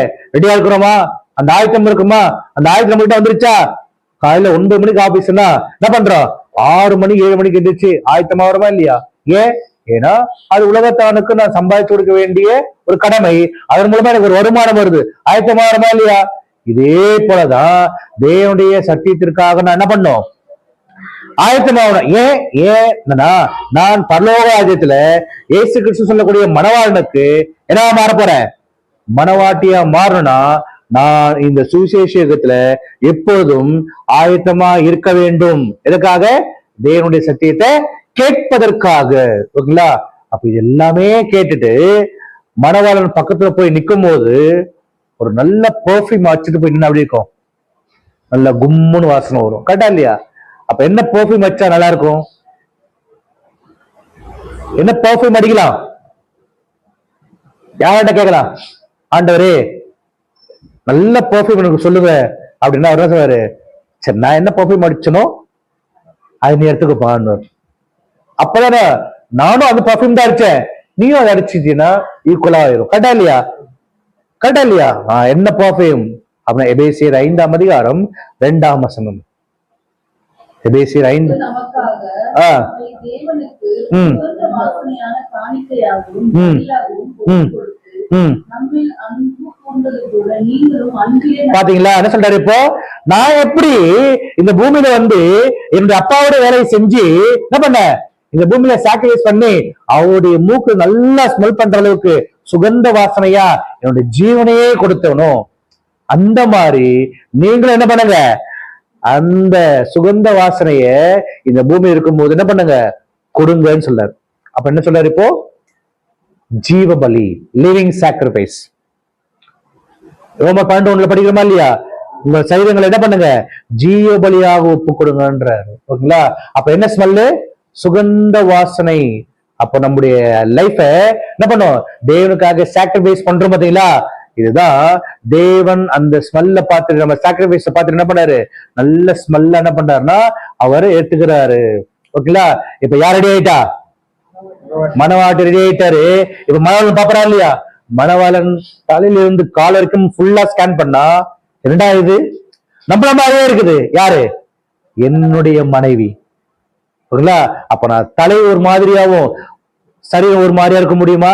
இல்ல, ஒரே சரீரம் தான். ஆனா அவயங்கள் அதுக்கு யார் முழு அதிகாரம்னா கிறிஸ்து தான் முழு அதிகாரமா இருக்காரு. அப்ப கிறிஸ்துவை போல நாம அலங்கரிப்புக்குள்ள இல்லைன்னா நம்ம என்னவா மாற முடியாது? என்னவா மாற முடியாது? மனவாட்டியா மாற முடியாது. எப்படி பழைய ஏற்பாடு காலத்துல ஈசாக்கின் திருமணம் நடந்ததோ, ஒரு திருமணம் நடந்ததோ, அதே போல இந்த உலகத்தினுடைய முடிவில் என்ன ஆக போகுது? என்ன ஆக போகுது சொல்லுங்களேன். ஒரு கல்யாணம் நடக்க போகுது. எப்படி நடக்க போகுது படிக்கலாம் பாருங்க. வெளிப்படுத்தின விசேஷம் 17ஆம் அதிகாரம் 19ஆம் அதிகாரம் 7ஆம் வசனம். நாம் சந்தோஷப்பட்டு களிகூர்ந்து அவருக்கு துதி செலுத்த கடவோம். ஆட்டுக்குட்டியானவருடைய கல்யாணம் வந்தது, அவருடைய மனைவி தன்னை ஆயத்தம் பண்ணினாள் என்று சொல்ல. பாத்தீங்களா? நம்ம ரொம்ப ஹாப்பி ஆயிட்டோம். நாம் சந்தோஷப்பட்டு களி கூறுவோம். ஏன் களி கூறுவோம்? ஆட்டுக்குட்டியானுடைய கல்யாணம் என்னவாகுது? வரப்போகுது. அவருடைய மனைவி தன்னை ஆயத்தமாக்கிட்டாங்களா? அப்படி போடுது, ஆயத்தம் பண்ணினால். இங்கிலீஷ்ல படிக்கிறா ஸ்டில் ப்ராசஸிங். ரெடி ஆகிக்கொண்டிருக்கிறாங்க. யார் அந்த மனைவி? நாம் தான் அந்த மனைவி. ஓகேங்களா இல்லையா? அப்போ கிறிஸ்து என்னும் மணவாளன் ரெடி. யாருக்கு ரெடி ஆகணும்? மணவாட்டி ஆகிய ரெபேக்காள் மாதிரி நாம் ரெடி ஆகணும். ஓகேங்களா? அப்போ ரெபேக்காள் எப்படி ரெடி ஆனாங்க? Living sacrifice. ஓகேங்களா? ஒட்டகம் தாகமா இருக்குன்னு சொல்லி துறவிலே இறங்கி தண்ணீர் மொண்டு கொண்டு ஏறி வந்து விட்டாங்க இல்லையா? இதனாலதான் அவங்க செலக்ட் பண்ணப்பட்டாங்க. அப்ப நாமளும் என்ன பண்ணணும்? இந்த சுவிசேஷத்துல என்ன ஆகணும்? ஒட்டகத்திற்கு தண்ணி கொடுக்கணும். அப்ப ஒட்டகம் எதற்கு அடையாளமா சொல்லப்பட்டிருக்குது? ஒட்டகம் சத்தியத்திற்கு அடையாளமாக சொல்லப்பட்டிருக்கு. நல்லா யோசிச்சு பாருங்க.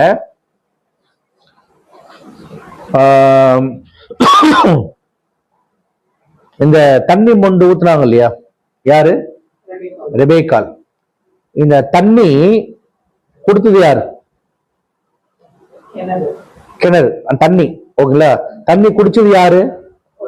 ஒட்டகம். ஒட்டகம் எதுக்கு அடையாளம் சொல்லப்பட்டிருக்குது? தேவனுடைய சத்தியம். ஓகேங்களா? அப்போ இந்த தண்ணி எதுக்கு அடையாளமா சொல்லப்பட்டிருக்குது? எதுக்கு அடையாளம் சொல்லப்பட்டிருக்கு? தண்ணி கொடுத்தாங்க இல்லையா? அப்ப அது எதுக்கு அடையாளமா சொல்லப்படலாம்? அதுவும் சத்தியம் தானே, கரெக்டா இல்லையா? தண்ணியுமே தான் தேவனுடைய சத்தியம். ஓகேங்களா? அப்படின்னா ரெபேக்கால் சத்தியத்துக்கே சத்தியம் கொடுத்தாங்களா? கொஸ்டின் புரியுதுங்களா? கரெக்டா இல்லையா? ஒட்டகம் சத்தியம் சொல்லி சொல்றீங்க, அக்செப்ட் பண்ணிக்கிறோம். அப்போ ஒட்டகத்துக்கு என்ன கொடுத்தாங்க? தண்ணி கொடுத்தாங்க.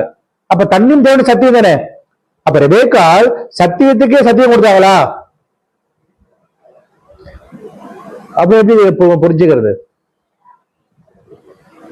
அதுவும் இல்லாம ஒட்டகம் தாகமா இருக்குதுன்னு சொல்லி ரெபேக்கால் எப்படி கண்டுபிடிச்சாங்க?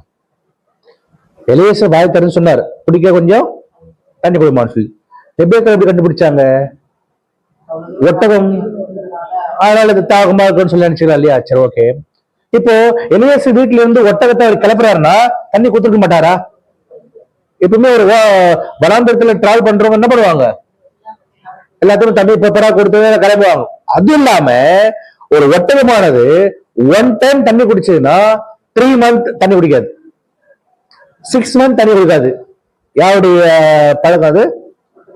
ஏன்னா நமக்கு தண்ணி குடிச்சா டைரக்டா என்ன ஆயிரும்? ஸ்டமக்கு போயிடும். ஒட்டகத்துக்கு அப்படி கிடையாது. தண்ணி குடிச்ச உடனே ஃபர்ஸ்ட் இந்த இடத்துல வந்து ஒரு பெரிய பேக் மாதிரி இருக்கும், ரொம்ப தோல் இப்படி தொங்கி இருக்கு இந்த இடத்துல. அதுக்கு தனியா ஒரு வாட்டர் பேக்னு சொல்லுவாங்க. ஃபர்ஸ்ட் அந்த பேக்கை தான் ஃபில் பண்ணும். அது ஃபில் ஆன பிறகுதான் அது தண்ணி தாகத்தை தீர்த்துக்கும்.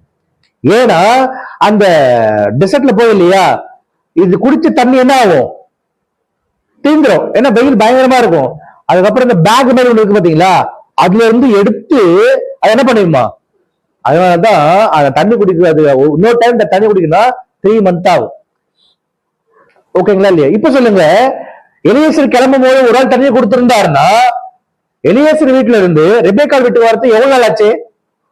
ஒன்லி 3 days தான், 300 மைல் தூரம் தான். அப்போ தாகம் எடுத்திருக்குமா ஒட்டகத்துக்கு? இல்ல. அப்ப எப்படி கண்டுபிடிச்சாங்க இது தாகமா இருக்குன்னு சொல்லிட்டு?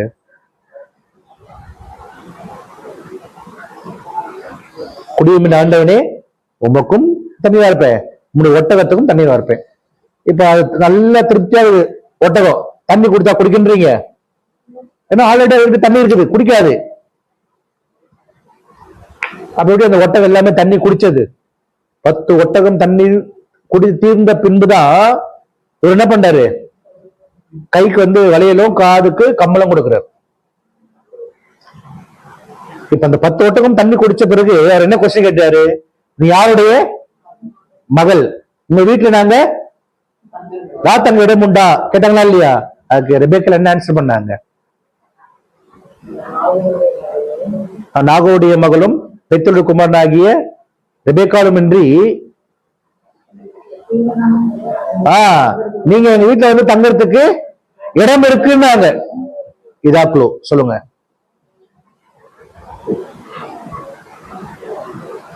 ஒட்டங்களுக்கு வேண்டிய போதிய தீவிரம் எங்ககிட்ட உண்டு.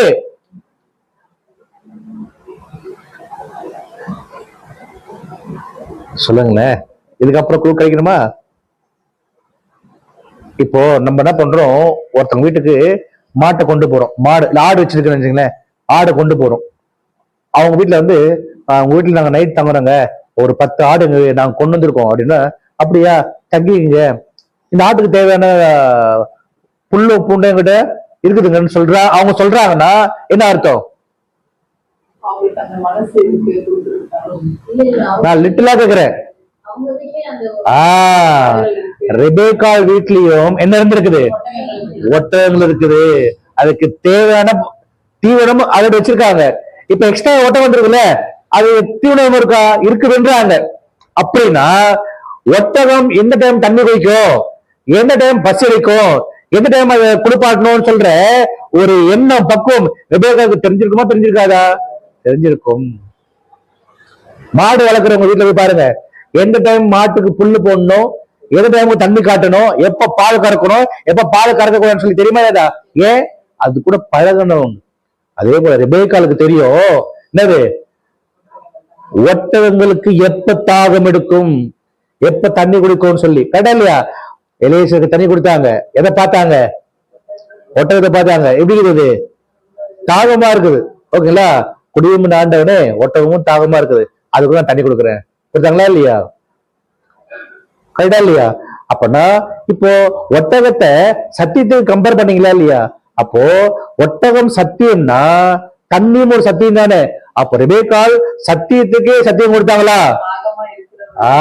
அப்படின்னா சத்தியத்தினுடைய தாகத்தை யார் தீர்த்து வச்சா? ரெபேக்காள் தீர்த்து வச்சாங்க. ஓகேங்களா? இன்னைக்கு நாமளும் என்ன பண்ணோம்? நாமளும் என்ன பண்ணோம்? தேவனுடைய தாகத்தை தீர்த்து வைக்கணும். இயேசு கிறிஸ்துவில இருக்கும்போது என்ன சொன்னாரு? நான் தாகமா இருக்கிறேன். நீ அவர் அப்ப டைம்ல குடி தண்ணி கேட்டாரா? இல்ல, இன்னும் அவர் நிறைவேற்ற வேண்டிய பணி இருக்குது. அவங்க சீஷரை பாக்குறாரு, இன்னும் அவங்களும் கம்ப்ளீட் ஆகல. அவர் எதிர்பார்த்த தேவத்துல சந்ததி வரல, நான் இன்னும் தாகமா தான் இருக்கிறேன் சொன்னாரா இல்லையா? அங்க இருக்கிற ஸ்போர்ட்ஸ் என்ன பண்ணா? கடற்காரனை கொண்டு போய் நிப்பாட்டினா. குடிச்சாரா? இல்ல. ஓகேங்களா? அப்படி என்ன சொல்றாருன்னா, அந்த சத்தியத்தினுடைய தாகத்தை யார் தீர்த்து வச்சான்னா மணவாட்டியாகிய ரெபேக்காள் என்ன பண்ணாங்கன்னா தீர்த்து வச்சாங்க. நாமளும் என்ன பண்ணோம்? அந்த சத்தியத்தினுடைய தாகத்தை என்ன பண்ணோம்? தீர்த்து வைக்கணும். ஓகேங்களா? இப்ப ரெபேக்காளை பார்த்த உடனே ஈசாக்கு தன்னுடைய தாயின் துவாரத்துக்குள்ள என்ன பண்ணாரு? கூட்டி கொண்டு போய் மனைவியாக்கி கொண்டிருந்தாங்க. சாராளுக்கு கொண்டிருந்த துக்கம் நீங்கி ஆறுதல் அடைந்தான். அப்ப என்ன அர்த்தம்? சாராளுடைய கூடாரம் அது வரைக்கும், ரெபேக்காளை பார்க்க வரைக்கும் ஈசாக்கு என்ன இருந்தது? துக்கம் இருந்துச்சு. இன்னைக்கு வரைக்கும் அப்படி ஆண்டவராக இயேசு கிறிஸ்து துக்கப்பட்டு கொண்டிருக்கார். ஏன்? இன்னும் மனவாட்டு ரெடியாகல. அதை விட இன்னொரு துக்கம், தேவன் திட்டம் நிறைவேறல. தேவனுடைய திட்டம் என்ன? தேவனுடைய திட்டம் என்ன? Very good. தேவ பக்தி உள்ள சந்ததி. அந்த சந்ததி தான் 1,40,000. அந்த சந்ததி தான் மனவாட்டி. இன்னைக்கு அப்ப அந்த மனவாட்டி ரெடி ஆயிட்டு இயேசு கிறிஸ்து கிட்ட போனா மட்டும்தான் அவர் மனைவியாக்கி கொள்ளுவார். மனைவியாக்கி கொண்ட பிறகுதான் அந்த துக்கம் என்னது, தேவ பக்தியில சந்ததி இன்னும் உருவாக சொல்லி துக்கமா இருக்கிறா இல்லையா? அந்த துக்கம் நீங்கி ஆறுதல் அடைஞ்சிருவார். எப்போ? ரெபேக்காளாகிய மனவாட்டியாகிய நாம அவர் கூட போய் இணைந்தால் மட்டும்தான் அந்த துக்கம் நீங்கி அவர் சந்தோஷம் ஆயிடுவாரு.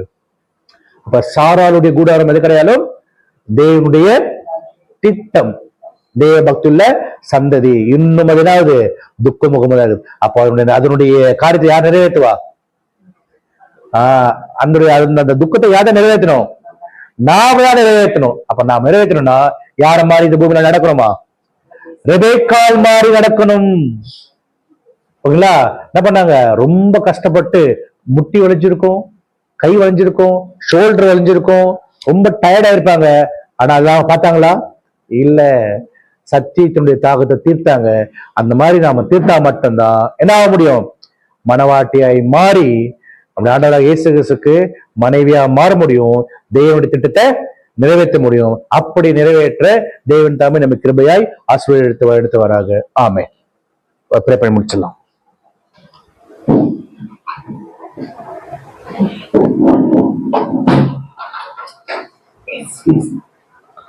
ஜெபம் செய்வோம்.